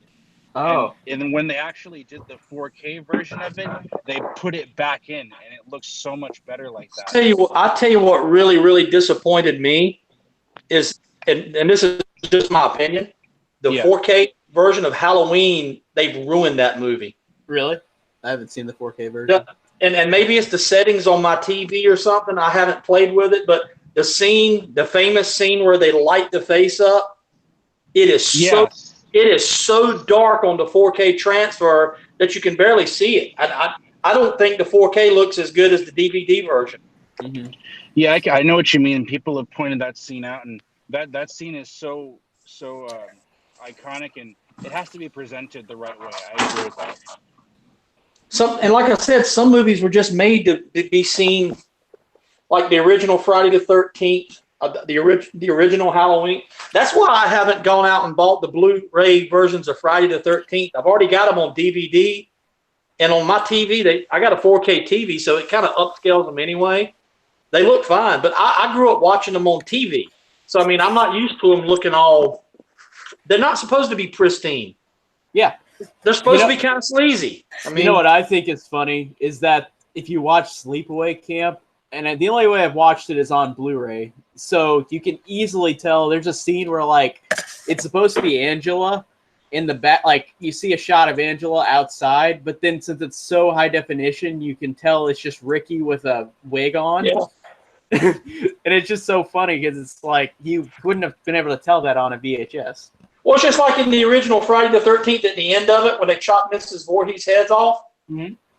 When you watch like the DVD and Blu-rays, you can see the hairy knuckles that Tom Savini's talking about, and you don't see that on the VHS because it's not in high definition. Sometimes you don't need to see everything. Mm-hmm. Oh, and what I realized too, I watched Halloween on VHS, and even though it's cool watching it in that version, it's not widescreen, at least the one I had, and of course it wouldn't have been. But like, it's weird because there are some shots where it works a little better in widescreen, but like it's also cool seeing it in that old way of seeing it. Yeah. So it's kind of like a positive and a negative for me. I still need to get the they've got it at FYE. They've got a Steelbook Blu-ray, and it's got the television edit. And I still don't have that. I've got that because I've got the box set. And that's on there. The one I don't have is the television edit. Yeah. Have you seen the scenes? I bet you have. Well, the box set I have has all the scenes, but I've never seen them cut into the movie except on TV. Yeah, they're integrated good. They're not as good quality, of course, but they still are integrated fine. Which box set you know what the you're gonna the box that I have the hold on. Do you have the big one, the expensive one? Yeah. Yeah, I don't have that one. Well, I got it whenever it came out. I was like, I had to get it. Yeah. You know what that reminds me of? And this is so frustrating, and I hope that it changes one day. Like, Child's Play 2 and 3 have alternate scenes in their TV versions. And we've never got them. Never released those, ever. I don't get why. Every single time that Universal re-releases those movies, there's 0 extras on them. Wait, I get why, because Universal doesn't care. Oh my God. Care. The same reason you don't get good quality Friday the 13th stuff is because Paramount don't give a crap. Yep. Dude, the bonus features on Halloween 2018 are like the worst ever. Yeah, there was barely anything. They're like, they come off like as previews of a full feature, like a full special feature. You know what made me mad is they didn't have a commentary on the movie, and I love listening to commentaries, especially in horror movies. Yeah, and they didn't even have one. Yeah, no commentary was stupid. And of all things they didn't include, they didn't even include the trailer. Yeah. That's like the most basic special feature of all time. Yeah, and also all the features I think are on YouTube anyways, so. Yeah, like that was just god awful, but I'm really hoping that one day Scream Factory or Arrow can get their hands on the Child's Play sequels, because I would love to see special features for those. And I think that they probably will, because they did all the Psycho sequels on Scream Factory. I think they do it for Child's Play sometime, because they did the first one. They've gotten Universal. They've gotten Universal titles in the past, so it could happen, and I hope it does. Like, me too. I would love that. Child's Play 2. I've been waiting for years for. The one movie I'm waiting for is Trick or Treat, the one about the rock star guy. That one I haven't seen. The one with Ozzy, right? Yeah. I know he's not that much in it. The problem with though is that the music is licensed by one company because it was a band called Fastway. So the music's licensed by a company that has nothing to do with the people that own the rights to the movie. So they could release the movie, but it wouldn't have the original music in it, and nobody wants to see that. Yeah. I think Part of the movie was bootlegs the of it. music was so cool, and I think there is bootlegs of it out there, but I think even like in Germany, there's a media book for it because it has an alternate title too, if I'm not mistaken. they released a DVD for it, and the DVD was as bare bones as it come, and it didn't have the original artwork. It didn't have anything, and it was just. I think the German title is Skippy something another or something. No, Ragman. It's called Ragman in Germany. Yeah, that's what it was. But yeah, that's one I would like to get my hands on too. I'm looking for a good clean copy on VHS because that would be the way I would like to see it. That one was filmed in North Carolina. I saw that one in the theater right after it came out. Oh, cool. It was a big deal because there were people we knew that were down there, and you can see them in the background scenes if you look. And my wife's got a good friend that in the original Weekend at Bernie's when they're on the boat, she's got some of her friends that are actually in that scene in the background in the Weekend at Bernie's. Oh, cool. I think I showed you guys on the thing a while ago, but I went to the Kemper Military School, which isn't a military school anymore, but that was from Child's Play 3 because I live really close to where that is, so I went and visited. Yeah. It's like a community college now, really but cool. Like it was so cool seeing it. One of the buildings was gone because there were like three of them, where one was in the middle and there were two on each side, and one was gone to be a parking lot now. But it was still cool seeing that like in person. I tell you what I'm trying to do is recently, like the guy that's making this Voorhees fan film, they're going to screen it at Camp Novi Bosco. Oh, awesome! And that's like 2.5, 3 hours from here, so I'll have to go see that if I can get into it. I wonder how many people would go to that. I've been to Blairstown, but I haven't been to the camp because they're not in the same place. Oh, okay. But I've been to the camp is about 35 minutes from Blairstown. But I've been to Blairstown. Mm-hmm. I've been in the mall that they filmed the original Dawn of the Dead in. That was pretty cool. Oh, nice. Yeah, the only place I got to go was last year. I got to visit the Texas Chainsaw Remake house. Okay, and that was pretty cool. Whoa, nice. But I mean, I'm right at like I'm an hour away from everything. Well, the gas station is now a restaurant and a hotel. You can actually spend the night at the gas station and get barbecue at the gas station from Texas Chainsaw, which would be awesome. But you'd have to go to Texas. Well, where I live, we have the military school, and also we have the mansion that Your Next was filmed at. But I couldn't go in because I think people live there now, but like it has got a fence over it now because people were going and visiting it too often. But we have those two in my place, my location, which is pretty cool.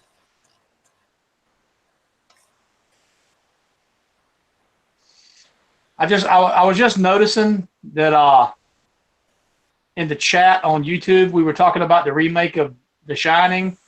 And he talks about Steven Weber killing the person with the croquet mallet being silly. But that's the way it happened in the book, though. Yeah. In the book, it wasn't an axe. It was a mallet? Yeah, it wasn't an axe. That was something Kubrick did. Oh, okay. Interesting. Yeah, it's not a very... I mean, it's made for TV, but it's a lot closer to the original one. I'll have to watch it, but it's like 6 hours long. And I think Stephen King actually wrote the screenplay for it, which doesn't necessarily mean anything because he's written some crap too. So yeah, that's true. Maximum Overdrive. I still haven't seen that. One of my favorite Stephen King TV adaptations is Salem's Lot. Have you guys seen that one? Yes. I hear that one's good. Yeah, like the 79 one. Yeah, Toby Hooper. Toby Hooper. It's Toby Hooper. It's got David Soul from Starsky and Hutch is in it. Nice. Yeah, it's fantastic, but it's long too. Isn't that like 6 hours too, or something like that? It was like closer to. It was 4. It was 4. Okay. Because it was a 2-part TV movie, and The Shining, the remake, Stephen King's The Shining one was 3 parts, so it was like right at 6 hours. Okay. Yeah, that's the only reason I haven't watched it is because it's so long. I'll probably do it one day. It's similar in length to like the 1990 It. Yeah, I've seen that one. And see, everybody talks about that one. The first part with the kids is really good. The second part of it with the adults is not very good. Yeah, not in my opinion. It's not good, but honestly, I have way too much nostalgia for it, so it doesn't bother me like it bothers a lot of people. Yeah, that's understandable. That's why it doesn't bother me. Is I watched that so much as a kid, the whole thing, and yeah, I mean the kids part is way better, but like I don't know, every time I watch it, there's a charm to it that I always like. Yeah, it does have its own kind of charm to it. That miniseries, like I think it does have its own kind of identity to it. The interesting thing about The Shining, when Stanley Kubrick optioned it to make the movie, he has the rights for any film adaptation made from it. So in order for Stephen King to go back and do the miniseries, he had to get permission from Stanley Kubrick. Really? Oh, that's interesting. Stanley Kubrick had the film rights to it, and the only way Kubrick would agree to do it is for Stephen King to stop bad-mouthing his version. That's funny. That's pretty funny. That's hilarious. That is good. That's pretty funny. So that's why you don't hear Stephen King talk about it anymore, because that's what he had to do to get the rights back to remake the movie. So that's funny. And I understand, like like Stephen King did do the book, and like I understand that he didn't like the movie, but I mean it is somebody's product too that they made from it. So like over years and that I bet that they just had conflicting like arguments. Like you need to stop complaining about it. Stephen King. And the cool thing about the miniseries is it was actually filmed at the hotel that inspired the book. Oh, really? The Stanley Hotel in Colorado, the one that actually inspired the original book. Oh, cool. All the exterior shots are from that hotel.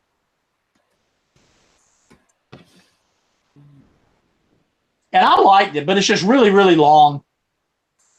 Yeah. Especially for a book that's not that long. The book is really not that long. I think the book is only like 300 pages, right? Yeah, it's not very long at all. And the movie's like 270 minutes or something like that. Jeez.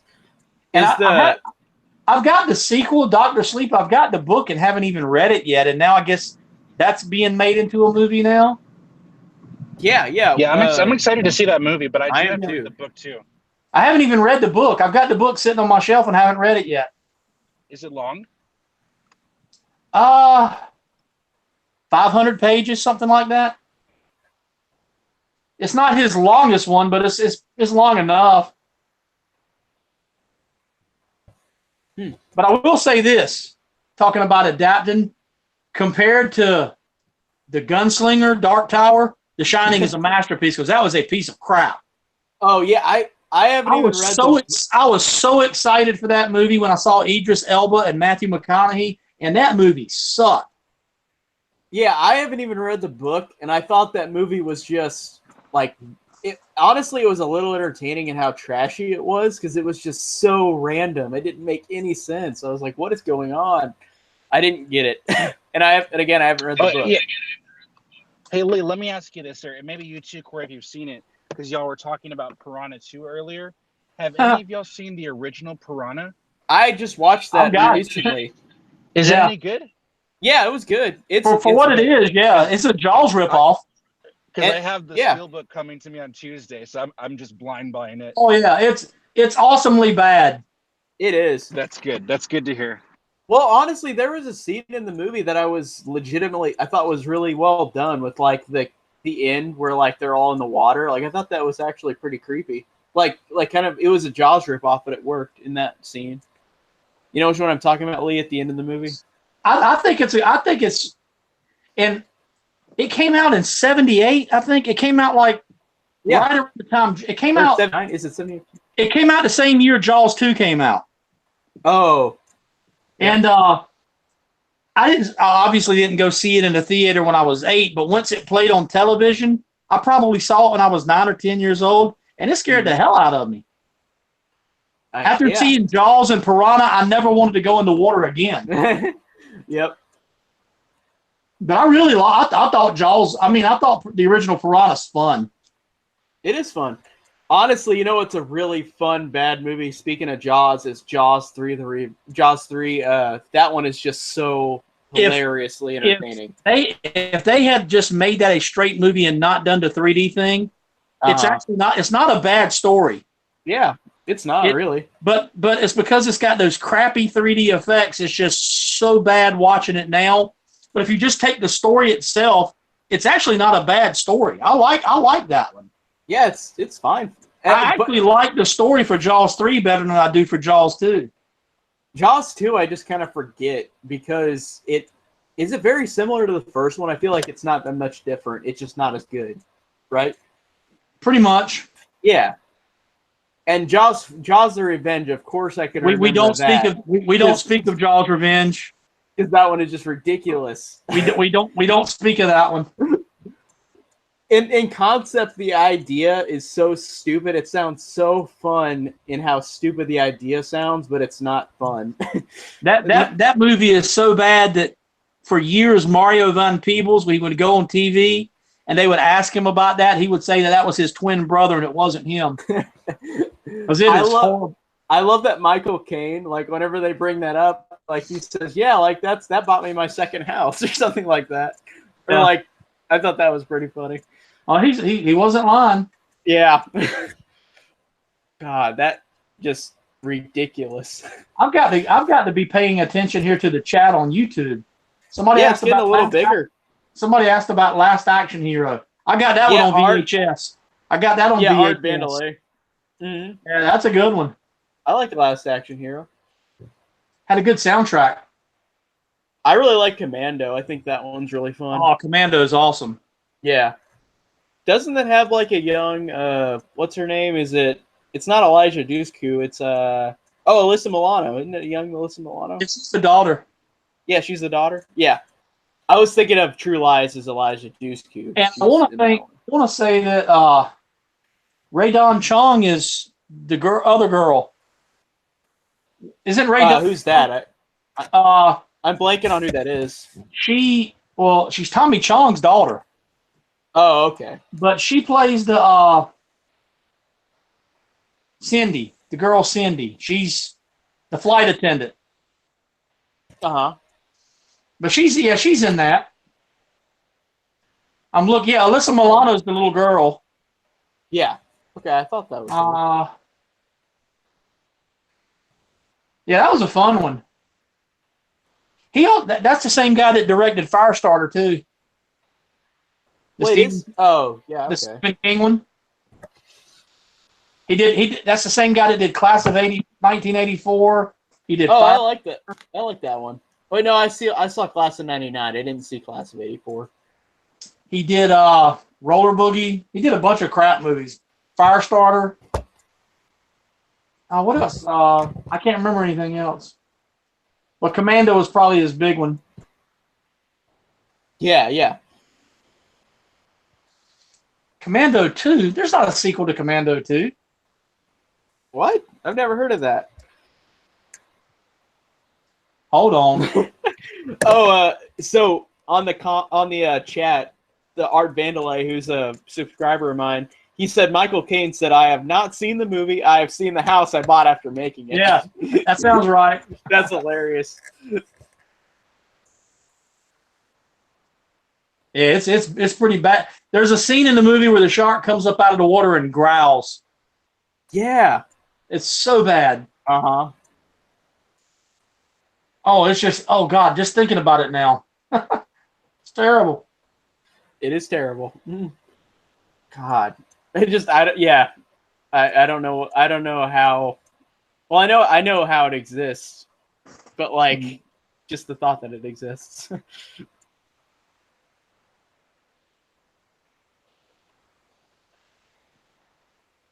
Commando the Musical on YouTube. No, but I did watch. What's the other one they did the musical for? Oh man, it's I can't think of it. Some high school guy wrote a musical based on. I'll think of it in a minute. can't think of what it is. Alien. Oh, I think it's Alien.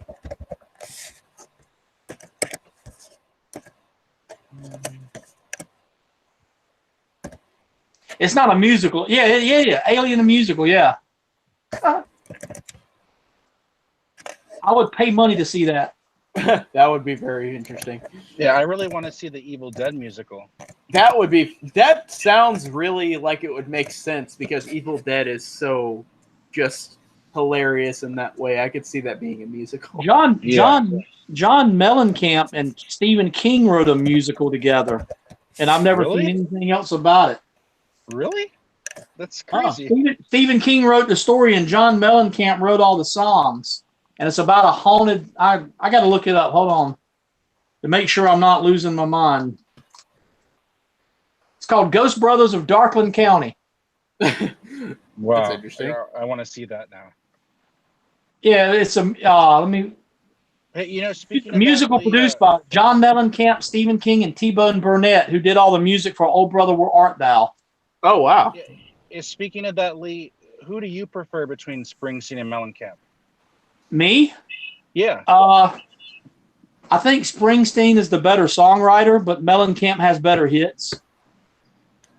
Yeah, I do love his hits. I love Small Town a lot. The new Bruce Springsteen album, what I've heard, is really good. My favorite stuff that Bruce did is the stripped back acoustic stuff, like Nebraska. Yeah, Nebraska is one of my favorite albums of all time.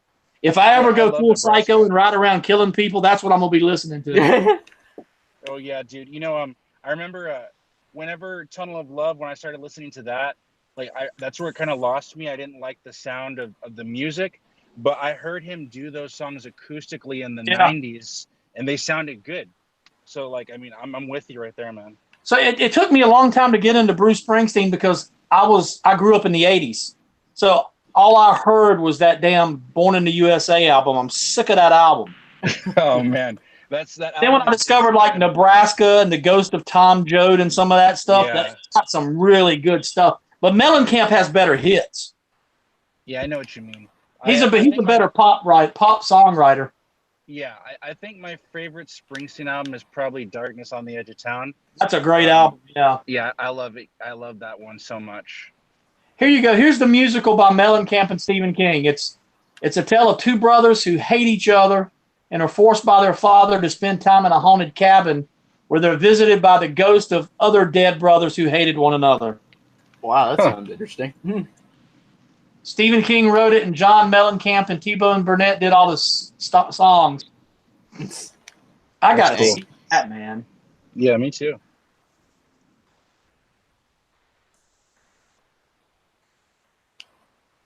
So there's a book. He wrote a book for it. Let me see. There's a soundtrack album. And so is there a book too? I'll have to look that one up. There's the album.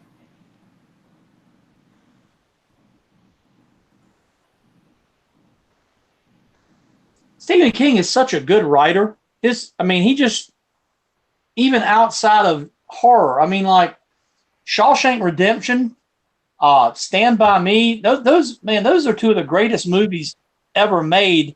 Yep. And the movies are not as good as the stories. The stories are even better. Yeah. I know people that didn't even realize Stephen King wrote those. Yeah, same thing with The Green Mile. Yep. And his son is a damn good writer too. Oh, he writes? Joe Hill? Oh, never mind. He doesn't use his dad. He wrote one called Heart Shaped Box. He wrote one called Horns that was made into a movie with Daniel Radcliffe. Oh, really? Okay. And there's this new one called Nosferatu that he wrote. Dang. That's Stephen King's son that wrote all those. Cool. Yeah, but he goes by the name Joseph Hill, which is his Hill, I think, is his middle name. That was his is one of his parents' mother's names. But if you see a picture of him, he looks just like his dad when his dad was young. Yeah, he does look like him. Devon, have you seen The Perfection? No, I think I've heard someone mention it just the other day. I don't even know what it is. It's Oh, a you need it's a to- Netflix oh. horror movie. Well, because Art Vandalay again in the comments asked who's seen it. I know me and Lieberman have, but I didn't know if you had. I woke up the morning it dropped on Netflix. I woke up. It had been on Netflix since midnight or so. So it had only been on Netflix for like 4 hours, and I watched it, didn't know anything about it, and it blew me away. I actually beat Cody Leach and Lee McCoy to reviewing something. I pretty much beat everybody because I reviewed it the morning I watched it. It was awesome. I thought it was good. I really liked all the. I like the misdirection. Really you think it's going to be a plague or a virus or something, and then it just goes off the rails in a good way. You never really know how it's going to end. It was very good. Yeah.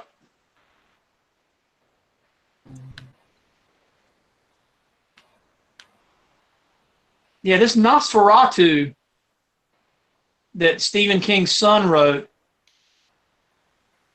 I'm looking for it. It's being made into is it a miniseries or? Yeah, it's being made into a TV series for AMC. It actually premiered on June the 2nd. It just premiered this past Sunday. Oh, I didn't even realize that. Dang. So it's on AMC. The only Nosferatu I've seen is that original movie from the 20s. Yeah. And it's spelled different. It's NOS4A2, and it's like a license plate. Oh. I mean, when you read this, you realize it's NOS4A2, so it's NOS4A2. Yeah. Oh, I'm an idiot. I didn't realize that's what he meant. Yeah, I saw that too, that he posted that. Yeah. I didn't even look at it as a name. I looked at it as like NOS. Exactly. Yeah. Now I get it. Yeah, I didn't realize that either. I was like, wait. That's pretty funny. Nosferatu. Yep. I've got that book, and I haven't read the book either. I've got Heart-Shaped Box, I've got Horns, and I've got Nosferatu, and Horns is the only one I've read. Hey, speaking of that, Lee, have you read Rosemary's Baby? Have I read what? Rosemary's Baby. Oh, yeah. Yeah, my friend's reading that right now. I was just telling him how good it was. Rosemary's Baby, Audrey Rose. And I love Audrey Rose. If you've never read the original Exorcist, the book, you need to read the book. Oh, yeah, man. Absolutely. I love that. As creepy and spooky as the movie is, it doesn't even touch. The book is just, oh, my God. Yeah. I've been meaning to even as vulgar as the movie is, it doesn't come close to the book. Yeah. Oh, dang. Yeah.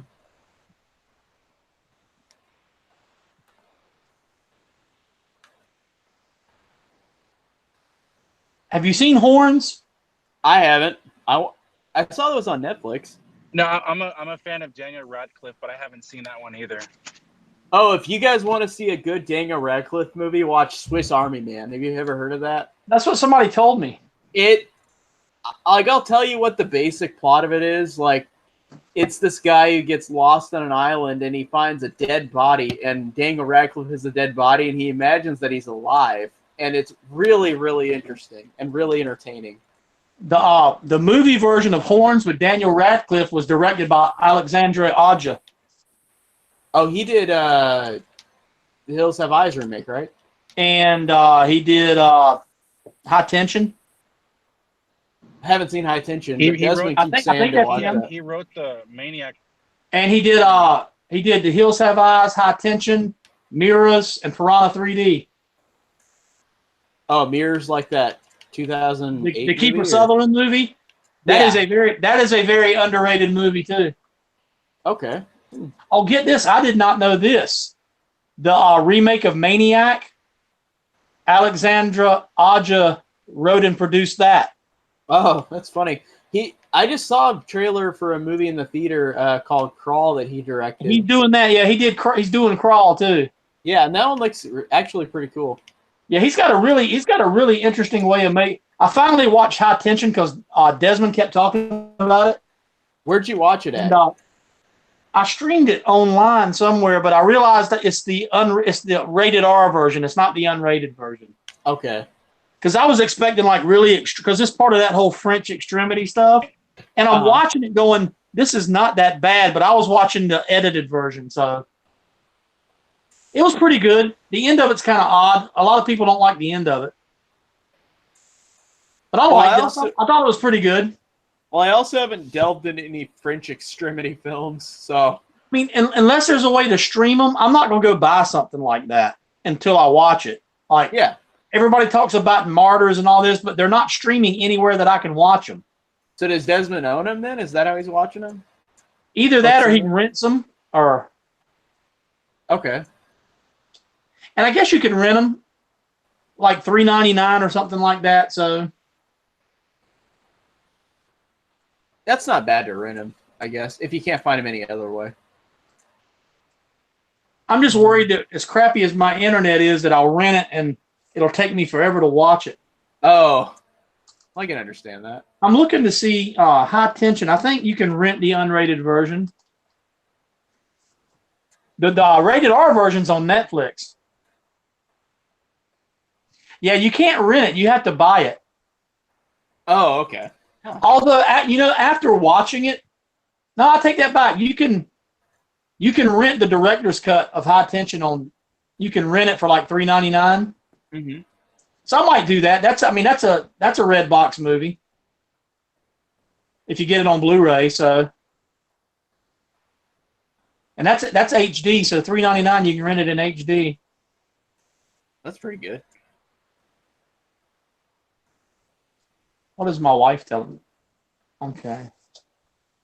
My wife works for Child and Youth Services, so she's always getting out and called out to go get kids and stuff. Her job. I don't know how she does her job. I couldn't do it. Yep. we did Friday night. She was getting ready to get off work Friday night at 5:00, and they had to drive to Philadelphia from here. And Philadelphia is a 4-hour drive one way. Oh, geez. So they had to leave work here at like 5:30 and drive all the way to Philadelphia and pick a kid up and take him to a facility and then come back. She didn't get home till like 3:30 in the morning on Saturday. Oh, wow. Oh, my God. But she made like 18 hours of overtime. Well, I mean, that's good, pretty too. good. Yeah. That's good. But her job is just incredible. I don't know how she does it. I couldn't do it. No, I probably couldn't either. Yeah, so you can rent it for $3.99 on. And the only problem, the thing I didn't like about watching the version I did watch was it was overdubbed. I couldn't figure out how to watch it in French, and I would rather watch it in French. Hatchet 3. Have you seen Hatchet 3? I haven't. I was just answering to that. I've only seen the first one. I've seen the first two. The third one I heard was not very good, and then I heard the last one was really, really bad. Was that Victor Crowley? Yeah. Okay. Well, Hatchet, I liked the first Hatchet. It was interesting. It was kind of weird though. Well, it was neat. It was neat seeing Kane Hodder do something else. And yeah, that wasn't Death House. God, don't. The scene where he pulls the head apart, the way they filmed that in one take, that was really cool. That was really cool. And I didn't realize that was from Hatchet because I watched that Friday the 13th documentary and they showed that scene and I was like, I wonder what that's from. They're better than the Jeepers Creepers movies. The Jeepers Creepers, I like the third first one is horrible. The third one is so bad. I don't like the third one. I like the first two. I mean, I like the first one the most. The second one was kind of a couple steps down, and then the third one was like trash. The first one's really cool because he takes like 3 different forms.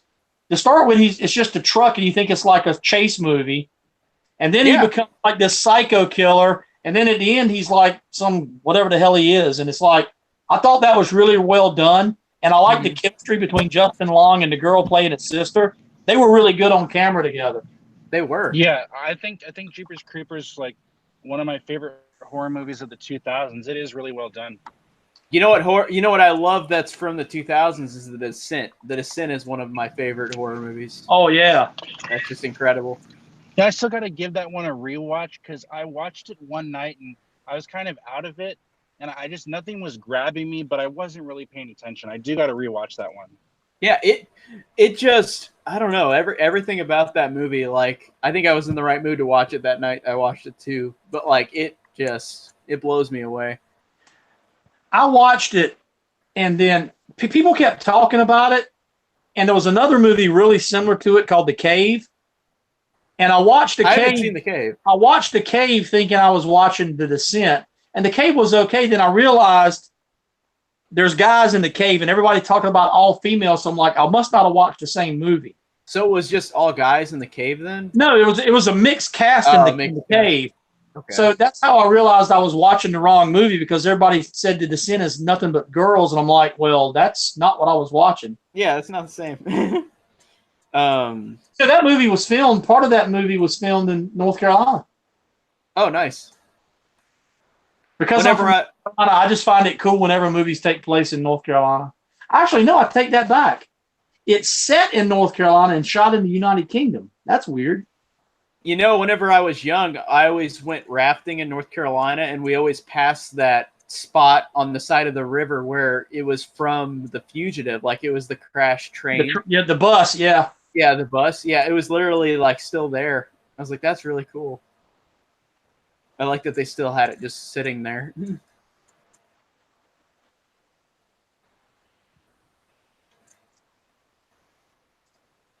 Yeah, I'm trying to read all. Somebody asked me if I liked Rambo 4, and I'm like, I loved it. And my ranking is still uploading. It's 78%, so hopefully my Rambo Frank will be up in a little bit. The Cave. I'm trying to remember when The Cave was made. It came out the same year, I think. Yeah, The Cave came out the same year as The Descent. Mm-hmm. But it's got Morris Chestnut is in it. Dang. A bunch of people who I don't know who they are. Yeah, I was studying to see The Cave. And it's set in Romania and like. Oh, really? Yeah, it's more of a. I mean, it's basically the same general idea. But The Descent is a better movie. The Descent, the thing I loved is that before even the creatures appeared, like it was just already a scary movie, like of them just being in a cave. Like it just actually was really, really creepy. Even before the monsters kind of appeared. Okay, here's one that I didn't like to start with, and I've gone back and I like it now. The Chronicles of Riddick movies. I don't remember if I've seen those. I know they got Vin Diesel in them. Well, I've only seen 2 of them. The first one, Pitch Black, and then I guess the second one was called Riddick or something. Well, and also there's one that's like 20 minutes long, like a short movie, right? It's like I think so. Dark Star or something? Or no, I'm thinking of something else, I think. Dark Star is that's John Carpenter. John Carpenter's school film. I haven't seen that. Carpenter, there's a couple movies I've missed of his that I haven't seen yet. They're the more obscure ones. They're not the big ones. I've seen all his big movies. I haven't seen, I haven't seen Village of the Damned, which I guess is a little bigger one. But I haven't seen that one. It's a remake of another movie. Yeah, I haven't seen either one of the Village of the Damned. And I also haven't seen Dark Star or Someone's Watching Me, or what was that one? It wasn't Vampires, but it was that other one that came out right after Vampires, and it had Ghost of Mars. Yeah, Ghost of Mars. Yeah, I haven't seen that. That one just came out on Blu-ray actually from Mill Creek, so it's like really cheap. People talk about how bad Ghost of Mars is, but I liked it. Yeah, I've heard some people say it's not as bad as everyone says. I like John Carpenter's Vampires. I thought that one was okay. That. Yeah, that one's pretty cool. I can't wait for the Scream Factory of Vampires. I have the VHS, so I might watch it there first, but I haven't seen it yet. Yeah, that one's fun. I like Vampires. I liked it. I mean, I even like the because Vampire spawned a sequel. It actually had 2 sequels, but the second one, what was it called? Los Muertos. The one with John Bon Jovi in it. Oh, I actually like that one. It was written and directed by Tommy Lee Wallace. Really? Oh, nice. So I mean, it's bad. It's straight to video, but I actually liked it. I thought it was fun. Dang. But once again, You know, I like shitty movies. you know what movie I always wanted to see, and I don't think I ever did, because I always used to see it at the video store. Do you guys remember that video that came out called Uncle Sam? Yes. Yeah, I think so. I don't think I've seen it, but I always wanted to. It had a cool cover, that's for sure. It was like lenticular and stuff.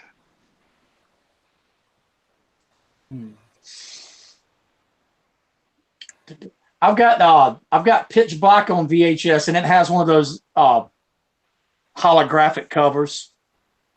Whenever I bought Cabin Fever, they had the lenticular cover on it, which was pretty cool. Because I just got that one. I'm starting to look for old video store movies, like where they take the boxes and cut them and put them into hard shell cases. Oh, cool. I know some people want the originals, but I like that because it makes me remember going to the video store and picking up those movies. So I was really cool that my Gates of Hell is like that, and both of the Maniac Cop ones are old video rentals. So it's really cool. Yeah, I got that for Nightmare on Elm Street 4. I got the cut box, and it does look really cool. It does give me that vibe. I know what you mean, man. I have the cut box just for Little Shop of Horrors, the Frank Oz one. And that's the only one I have. Wait, no, actually, American Werewolf in Paris, too. Because I found them both at Goodwill. My favorite VHS collectible I have now is the Nightmare on Elm Street box set where the ends make the picture. Oh, man. I remember I got that as a kid for like Christmas, and I was over the moon. It was so awesome. Nice. That's such a cool set, man. I've got a video where the day I got that in the mail, whoever had it before I did, they left a shrink wrap on the VHS tapes. They took a razor and they cut the plastic off the very bottom so the tapes would slide out. So all of the tapes are still in shrink wrap. So you have a video on your channel of that? Yeah, of an unboxing. Yeah. I was gonna say. And I only paid like $25 for the whole set. That's awesome. Because I was gonna say you should do an unboxing when you get your Maniac Cop tapes. Oh, I'm waiting. I've been watching every day because they actually ship from a thrift store here in Pennsylvania, so I'm hoping they'll be here in the next day or so.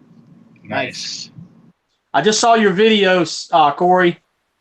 Yeah, I just posted it up. I haven't watched it, but I just saw it posted. Yep. Yeah, I'm trying to find when I did the unboxing with the Nightmare on Elm Street thing. It hasn't been that long ago. Let's see. 4 weeks ago, that's when I got the It Steelbook.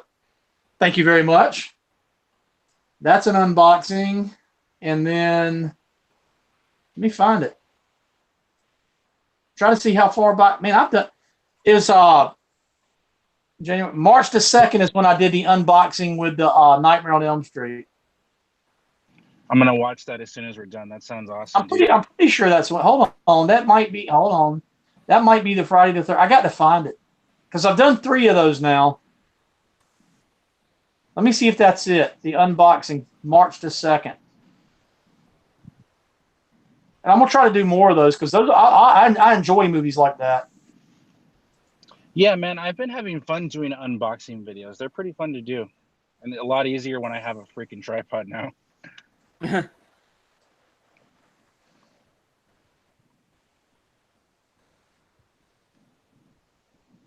Yeah, I keep going. Yeah, to it's the one from March 2nd where I get the Nightmare stuff.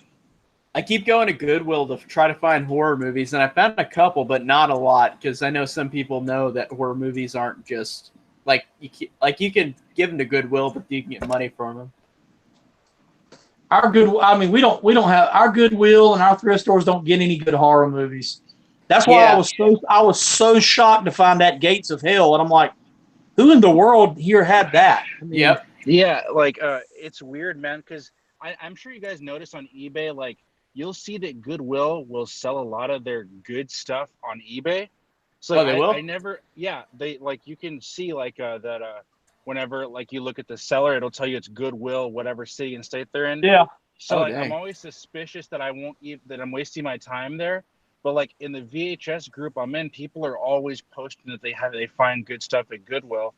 And last week was the first time that I actually found decent stuff. I got like The Craft and Urban Legend, and I mean, cool. I was looking for those. So I was happy to get those. The Maniac Cop ones I got were from a thrift store, and that they didn't put them in the store; they sold them online. So a lot of people do that. I found Horror Express at a Goodwill, which is pretty cool. I found a lot of Disney at Goodwill. That's why I've been picking up all those Disney VHSs. Yeah, I have a whole lot too. Love Disney. And some of them, like I found the original VHS of the Little Mermaid that supposedly has the penis tower. Yeah. And that thing sells. I mean, whether that's legitimate or not, it still sells for quite a bit of money. Yeah. Because people are stupid.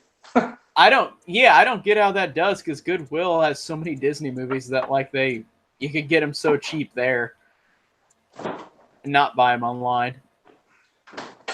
Yeah, you guys are walking around with me. I hope you don't mind.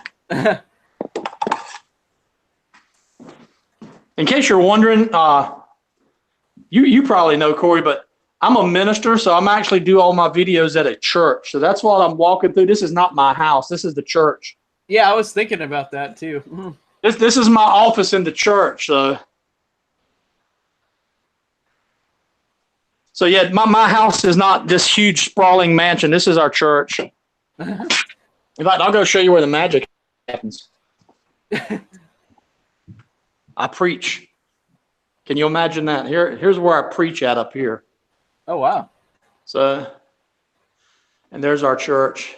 So my uncle's a preacher. I bet I'm the only horror movie YouTube guy that films his videos in a church. That's not haunted. Yep. Yeah, my uncle's a preacher. I don't guess it's haunted. I don't.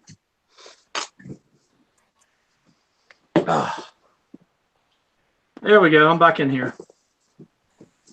Top 5 favorite actors. My number one is definitely Crispin Glover, for sure. John Cusack is my number 1. I really like Michael Douglas. Michael Douglas. I know who's Michael Douglas. I know him, but what's he in? Like Basic Instinct, The Game. I can't picture his face right now. I'm having trouble. Let me just look him up. Have you seen any of them? Like, have you seen the Ant-Man movies, like Marvel? He's like the right, Michael Douglas. I can't think of. Yeah, I know him. I can't think of what I've seen him in that I really like, but he is a good actor. Yeah, he's really good. Yeah, he's just one of those actors I really always have enjoyed. Yeah.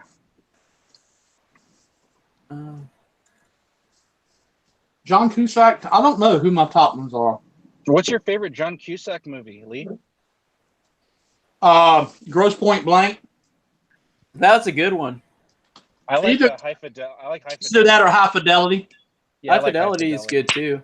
That's such a good movie. What about funny? What about Better Off Dead? I haven't seen that one. That one's fun. Oh yeah, Say Anything. Yeah, that one. I don't think I've seen Say Anything. The Stephen King one he did with Samuel Jackson. 1408. That's a great one.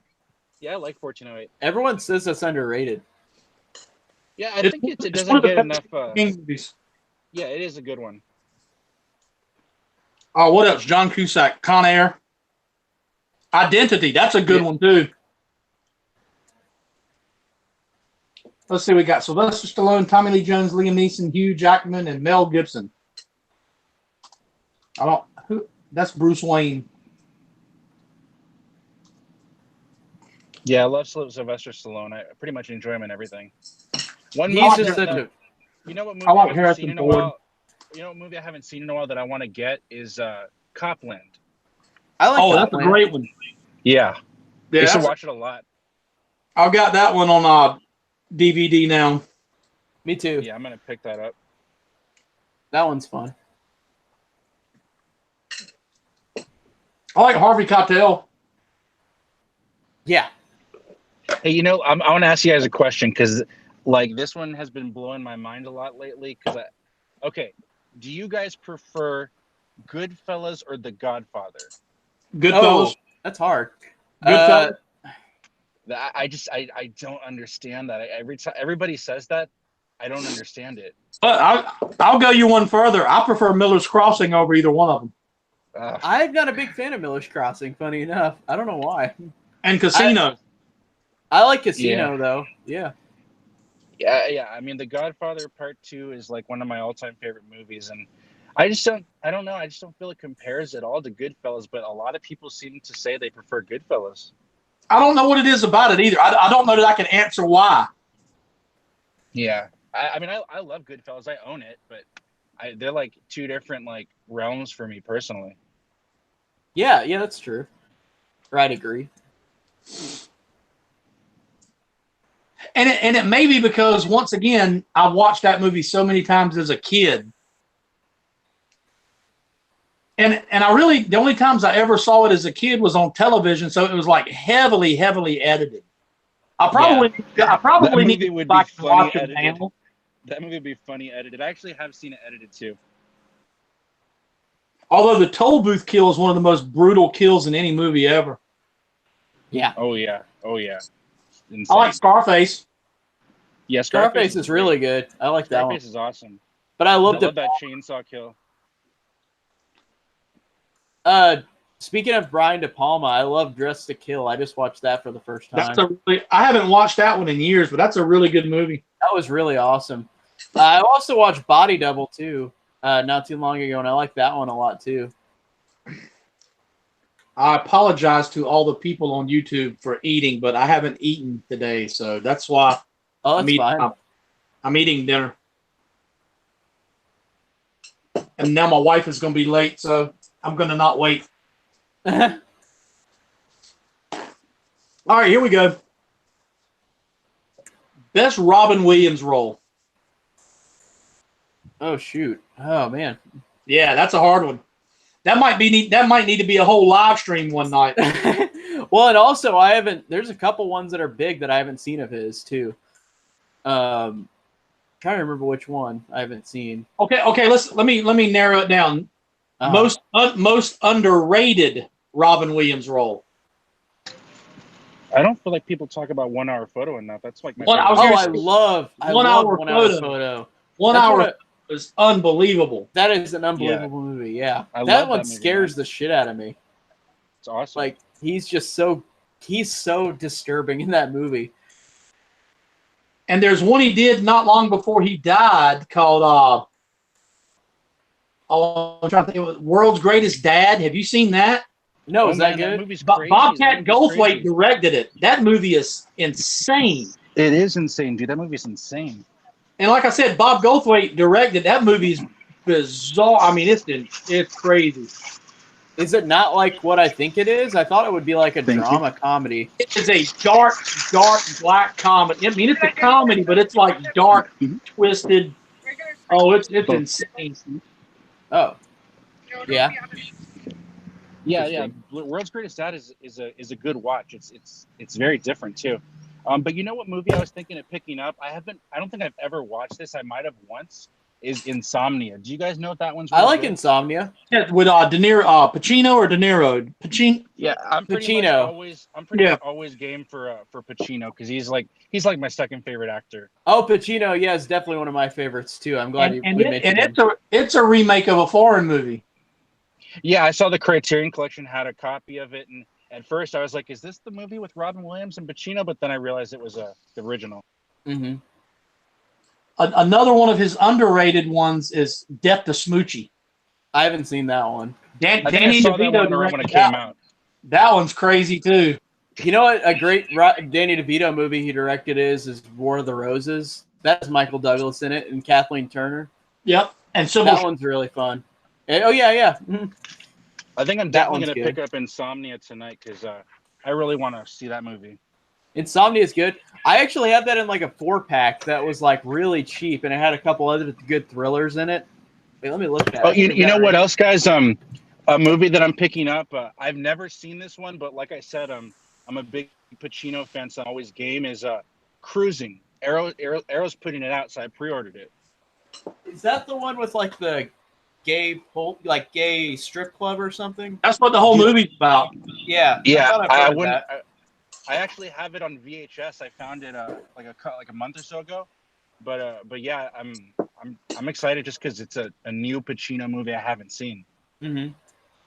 Franco, James Franco did a movie about that movie Cruising? called because supposedly they shot some stuff that was cut because it would have been rated X when the movie came out. Mm-hmm. So either the stuff was never shot or it was shot and scrapped.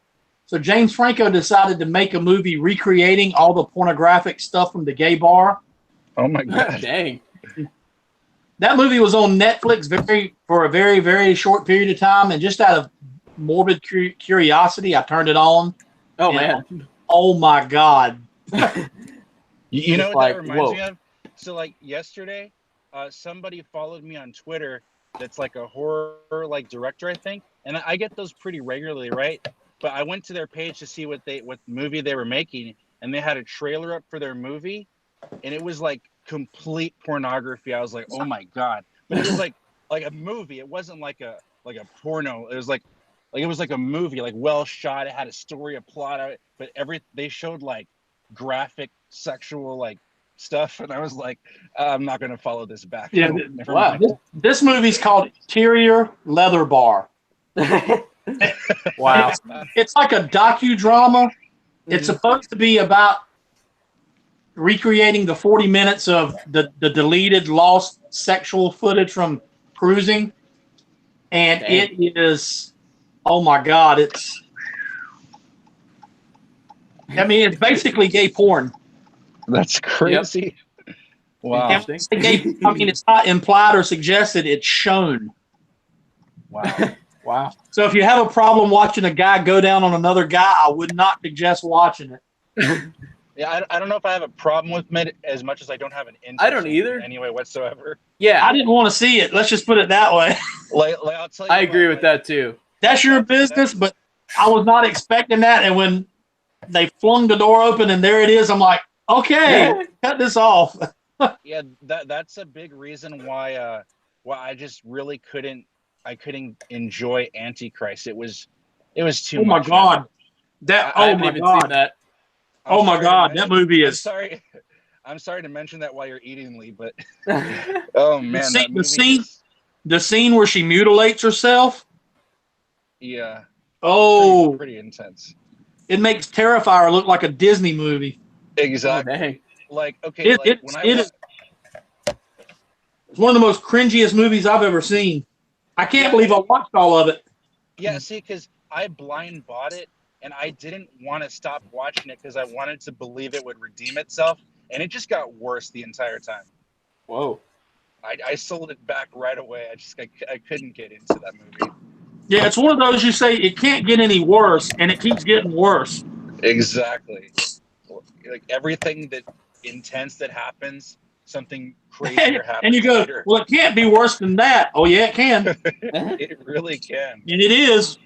And it just like just as far as what the story was trying to tell, it just did not even like reach a good climax in any way to me. Like just for the story itself. Can you guys do a stream about your favorite actors? I think we could do that eventually, yeah. Yeah, that would be pretty cool. Yeah, I mean I could talk about Crispin Glover all day. Crispin Glover? Yeah, he's my favorite. Oh, Devon, look at this. This is what I was talking about. This 4-pack I have, it has Insomnia in it, but it's got all these other ones too. Oh, dude. Heat 7, and Devil's Advocate. The Devil's Advocate is really good. I really like Devil's Advocate. Yeah, me too. And I like Heat a lot. What is the other one up there? Heat, 7, and Devil's Advocate. Oh God, and 7. Insomnia. 7's great too. That's a great 4-pack. Wow. I honestly didn't like that movie. Really? Yeah. Well, his real name is Aaron, right? Yeah, he didn't. I don't think he didn't like 7 or Fight Club. Oh, okay. Really? So he's not a fan of Flincher. I'm surprised. I thought he would have liked those. I love both of those movies. Dang. 7 is one of my favorite movies ever made. I know I say that a lot, but to show you, I still got to see that one. Whenever we get mail at our house, if we get a package in our house, my kids immediately, the first thing they do is go, "What's in the box?" Oh my God. So I have either done a great job as a dad or I have completely failed. Well, everybody will recite that though, no matter what. The box. What's in the box? Box. Oh my gosh. My favorite Crispin Glover role is River's Edge. That was a good one. Dude, River's Edge is just a great movie, and Crispin Glover is on fire in that movie. I love him in that movie. And see, I remember when that movie came out because it came out when I was 16, I think. And being a 16-year-old at that time, there was a lot of talk about teen suicide and all that. And that's the movie kind of touches on that. So it was like that was like a really controversial movie. And then you had the soundtrack had like Slayer and all these hardcore metal and punk bands, and it was an incredible movie. Dude, the hardcore music in that movie is awesome. It's great music the whole time. And you figure it's got Crispin Glover, Keanu Reeves, Ione Scott, Dennis Hopper's in it. I mean, that's a great movie. Dude, I love Dennis Hopper in that movie. He's so great. Dennis Hopper is great in all the things I've seen him in. He's also great in Blue Velvet. Yeah. I still need to see that one. It's on my list right now. Dennis Hopper's the reason Texas Chainsaw Massacre 2 is my favorite movie in that franchise. I love that. I love Texas Chainsaw 2. I also love Stretch. I think she's such a great final girl. And you know what? I hear people continually trash talking that movie. I'm like, they're not watching the same movie I am. I enjoy it. I think it's because it's such a comedy, but I enjoy it. I think it's so hilarious and so entertaining. Who else is in River's Edge is Leo Rossi. Oh, really? Bud from Halloween 2 is in it too. That's awesome. Have you ever seen it, Corey? No, I haven't actually. It's about this group of teenagers, and one of their friends kills his girlfriend. Uh-huh. And so I mean, it's kind of based on a story that kind of based on a true story, but it's a really, really interesting movie. Yeah, and they're all like these outcasts. They're like the misfits. It's a really, really cool movie. Yeah, great cast too. I don't know who directed that movie. Okay. Tim Hunter, who went on to direct episodes of Breaking Bad, Deadwood. That makes sense. Okay, he did River's Edge. What else did he do?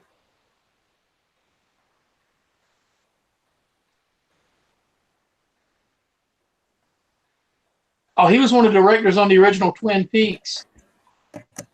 Interesting. He did Tex.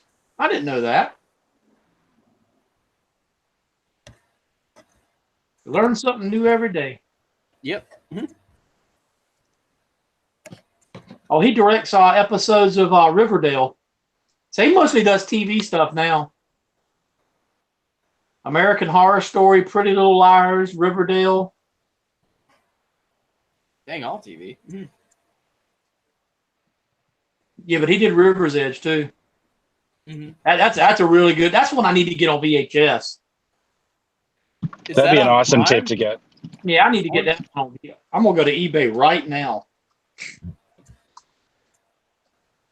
You guys don't understand how cool this is for an old man like me to be able to do stuff like this because, dude, River's Edge is on Tubi and Vudu, so you can watch it for free, Corey, if you've never seen it. Oh, really? Okay, I'll definitely check it out. It's free on Vudu and Tubi. Okay, it's on the stove. My daughter just got here. Hey, Hey, Corey, if you want to collaborate on River's Edge, I'd love to review that one. Dude, too. all three of us need to do that one. Well, I'll write it down and try to watch it soon. Let's do that. Let us know when you get a chance to watch that one, Corey. I'd like the three of us to do that one together because that's a good movie. So you said it was on Vudu?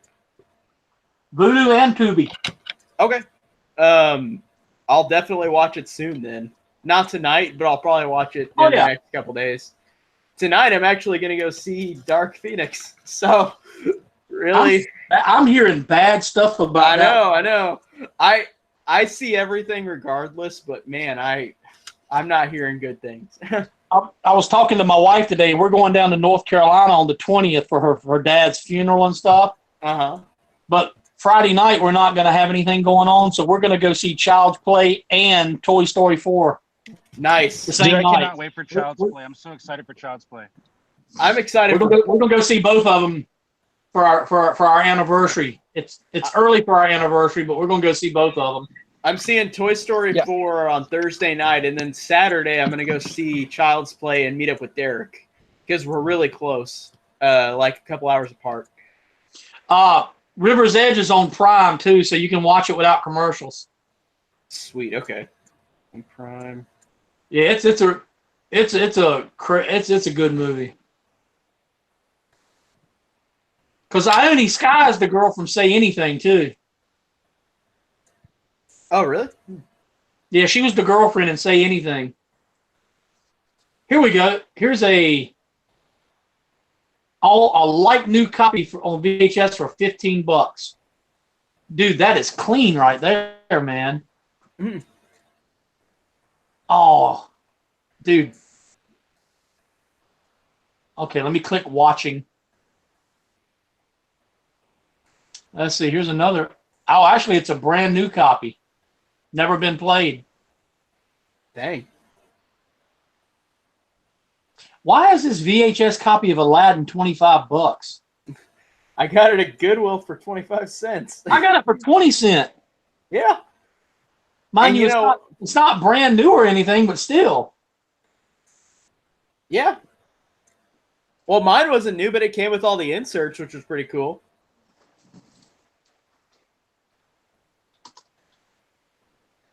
River's Edge. There we go. Let's look at it again. River's Edge. VHS. I'm probably gonna watch it tonight now since my wife is gonna be late. Yeah, Leah, if you want to get your reviews ready and we can just wait for Corey to see it, I'm super down with that, man. I'd love to talk about that movie. Sweet. Yeah. Well, I'll probably watch it tomorrow then.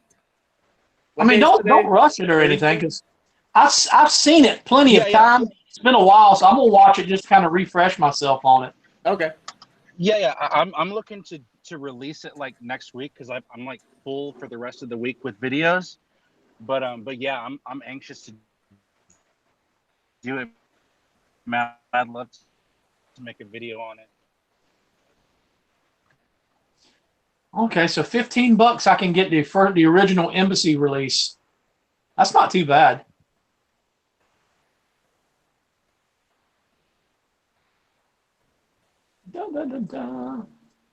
Geez, what is taking so long for my Rambo franchise is still. It's killing me. I hope that stupid thing is not frozen up. No, because it's moving. Jeez, man, our internet sucks. It's because I'm streaming, so I'm killing bandwidth. So, what else are they saying? Got to work. Have you seen Volcano? That's Tommy Lee Jones, right? Yeah, love Volcano. I love End of the World movies. Dante's Peak was good. I love watching the world burn. There we go.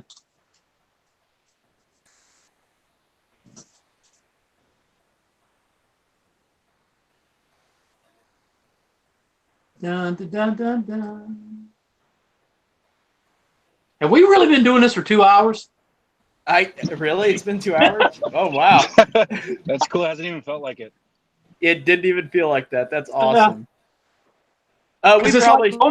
It's going on 7 o'clock here anyway, so that's fun. We probably could stop in like 10 or 15 minutes because I'll probably eat and then get ready to go to the movies. I'm gonna sit here till you leave. I ate while I was on camera, so y'all go out. Well, hey, Corey, what are you watching tonight? Dark Phoenix in the theater. Oh man, I hear it's terrible, and that's I know. I was excited for it, man. I really was. With X-Men, with the movies, it's either hit or miss. So, but with all the negative feedback, I still am going to see it regardless. And whether it's good or bad, I'll still see it. But man, I don't know what I'm going to think about it.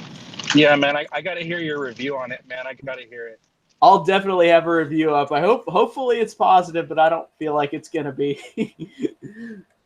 People are saying it's like the worst one, like out of all of them, which is saying something. Yeah. Out of all the X-Men movies, it's the worst. Out of all of them, yeah. It can't be the worst out of all of them. It can't be that bad. Yeah, that's what I thought too. And it's also doing the same story from Last Stand, and they were trying to make it better. So that's what I'm really wondering, how they're going to make it worse if it's that bad. Yeah, I saw somebody put that on Facebook, that they were remaking Last Stand but worse. What? And it's sad because I do like all those new actors who are the younger versions. Like, I think they're pretty cool, but also somebody said, like, we don't really know this version of Jean Grey because Sophie Turner was like in Apocalypse for a little bit, and then this is just about her changing in the next movie. So we haven't seen much of her version of that character. So I don't know. And we've also got like Jessica Chastain in it too. I mean, like, we got a lot of good actors, and it's like, it might be the last one, apparently. I feel like it's going to be because of Disney buying X-Men, but I don't. It's going to be a sad way to end it if it's not very good. Until I see the X-Men, Spider-Man, and Deadpool on the screen together, I don't care. Yeah. That's what I want. That would be awesome.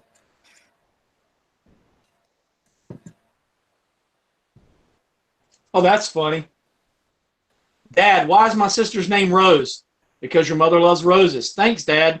You're welcome, Friday the 13th, Part 3. I don't even get it, but that's funny. Wait, was that under the comments? No, Melissa Kurtz put that in sheer terror. Oh, yeah. She's pretty funny.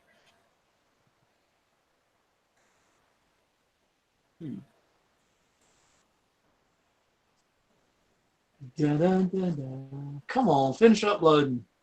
It's stuck here on 7. If this damn thing froze up and I have to start all over again, I'm going to be so pissed.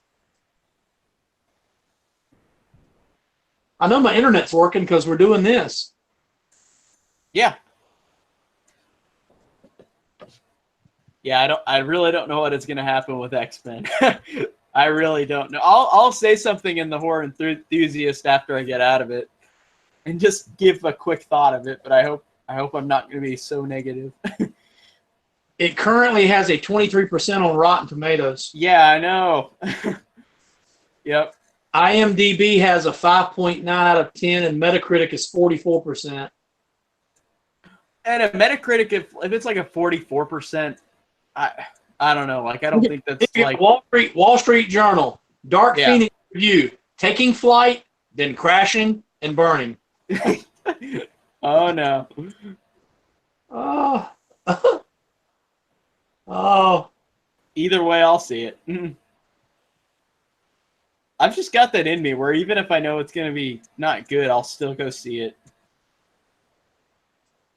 I love reading audience reviews.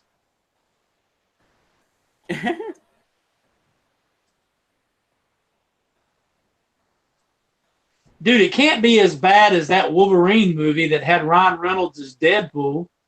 I don't know how they can make it worse than that. How can it be worse than that?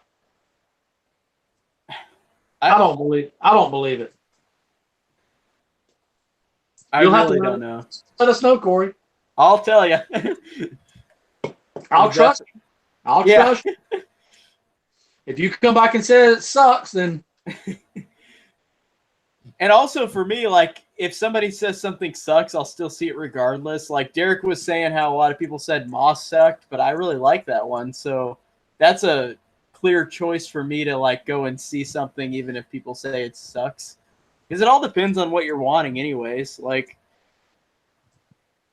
these days when I go to a movie, I try to have no expectations at all.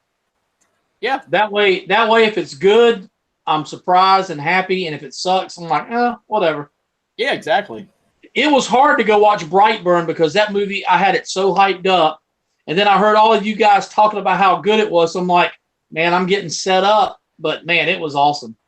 It was so awesome. It lived up to the hype. It really You need to did. see that on. That's so good. I want to go see Ma too. I've been wanting to see that ever since I saw the trailer. I really like Yeah. I know that I think Cody I Leach think I'm didn't gonna like wait it. for.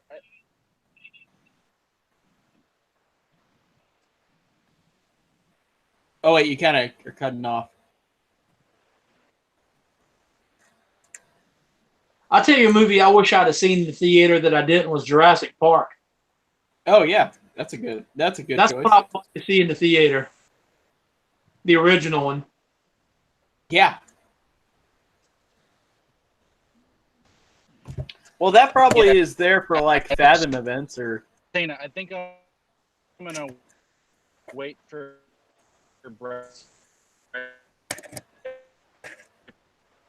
to come out on Blue.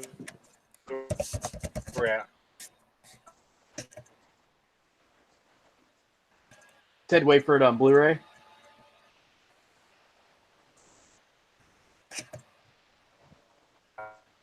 I'm definitely gonna.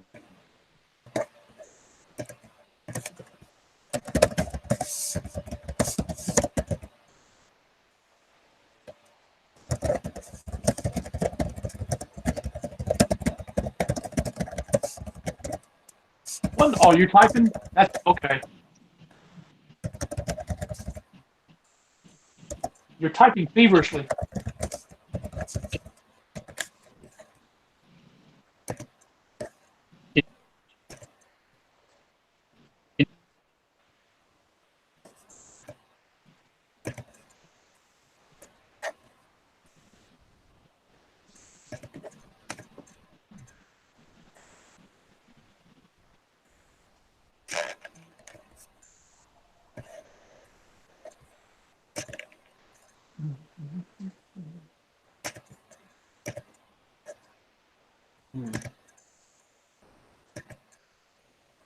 So do we lose all our?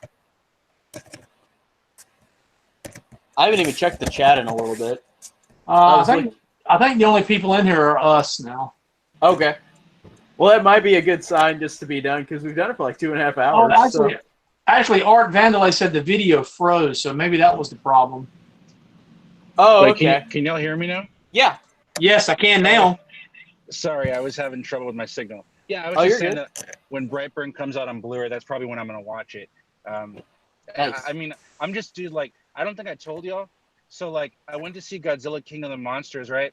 And it was really great. But I think it was like one of the worst theater experiences.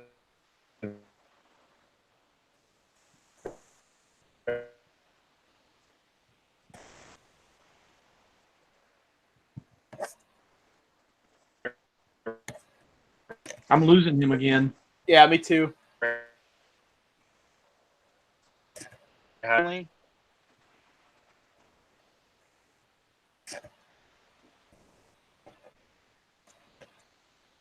All tech is down. Video froze. Says it's back now, but Okay. Well, shoot.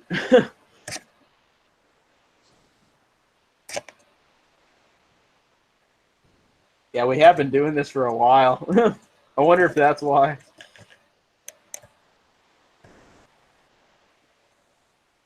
well, like I said, whenever you guys cut out, I'm good. So I'm just sitting around doing nothing. I'll probably cut out soon because I do need to go eat and then get ready for that movie. I have nothing to do and nowhere to go. So Sorry. Okay, can y'all hear me now? Yeah. I can now. Let me get this story out. Okay. Long story short, I'm about had it up to here with movie theaters. I think I'm gonna probably be going to the movies when there's something I really want to see, but I really don't like going anymore. I just can't stand it. There's too much. There's too many things that distract me and take me out of the narrative. Like every time, like it's not the things you would think. Like it's not people eating.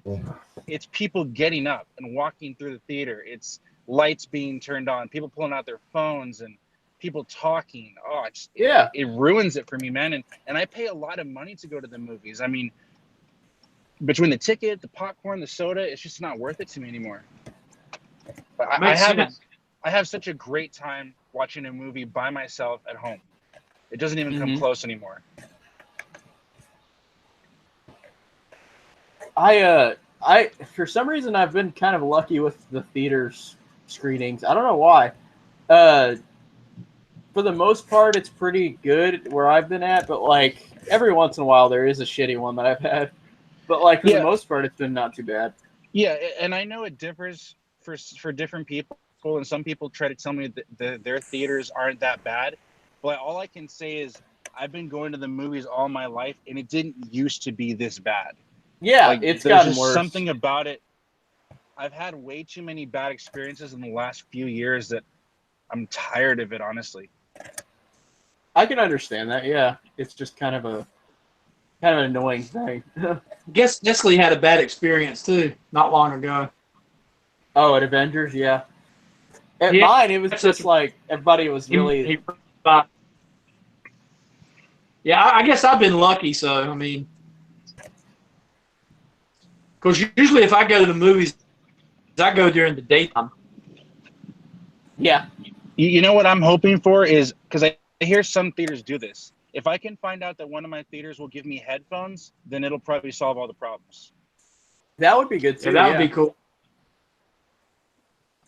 Yeah, I've heard some places will do that. That would be awesome. I would prefer that. Well, most of the high-tech theaters have listening devices for those with impaired hearing, so you could ask them for it. Yeah, I'm gonna look into it, because that could just be all I need at this point, honestly. Because like when I see Child's Play, I don't want anybody ruining that for me. Yeah. For me, it's just a gamble. Like, I don't know. Sometimes it's great. Sometimes it's not. But honestly, I kind of forget about the experience afterwards, because it hasn't for me been terrible. But if I do get a really terrible one, then I probably won't forget it.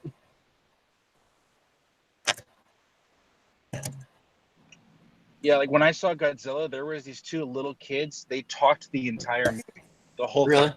The entire thing, yeah. They never man. shut up, not once. It was crazy. Yeah, no, that's not good.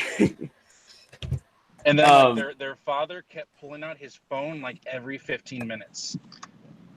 Did you like the movie though? Like Godzilla? I haven't seen it. I loved it. I loved that movie.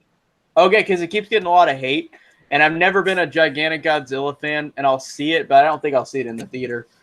I'll probably see it like Redbox. I loved it, man. Like, I've always been a Godzilla fan, but I've never liked an American Godzilla film. I didn't like the one in 2014 at all, but I loved this one. It was awesome. Okay, sweet. Yeah, my son liked it.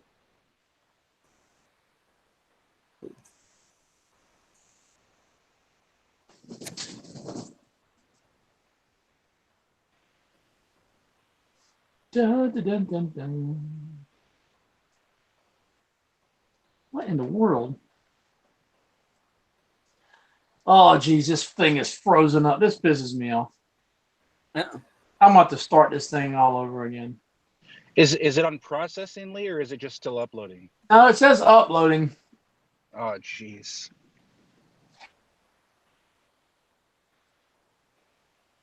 Ah. Well, see, it depends on which screen I go to. The screen where it tells you to leave it there, it says 78%. And it's been sitting on that now for 10 minutes. Nah. Is it a long video? 10 minutes. Whoa, dang. But you That's not really that bad. But you figure I'm using broadband to talk to you guys on my phone. That's true. And I'm using broadband to watch it on YouTube. And I've got another one upload. I'm killing my bandwidth. Mm-hmm. Well, like I said, I'm probably just gonna end it now because this really was fun, and it's way longer than I expected. I guess we have determined that you were able to do this. Yeah, right? Almost 2.5 hours. Is that right? Yeah. And the one when we tested Derek, we were going to test for 15 minutes and talk for 2 hours too. So, yep. I'll have to remember that next time if I have any other plans like We're gonna talk for a while. Yeah, this is a lot of fun, man. It was. I really did like talking to you guys. I enjoyed it. It'll be fun tomorrow doing it for Sleepaway Camp 2. That's gonna be so entertaining. That's gonna be a good time, man. I can't wait to talk about it. I love it. Me too. But yeah, I'm gonna end the stream now. Thanks for everybody who watched. I'm surprised we had as many people as we did. We had like 4 or 5 people, so that's really cool. Thanks, everybody. Yep. All right. Y'all have a good one. See you tomorrow night. See you guys tomorrow. See you guys.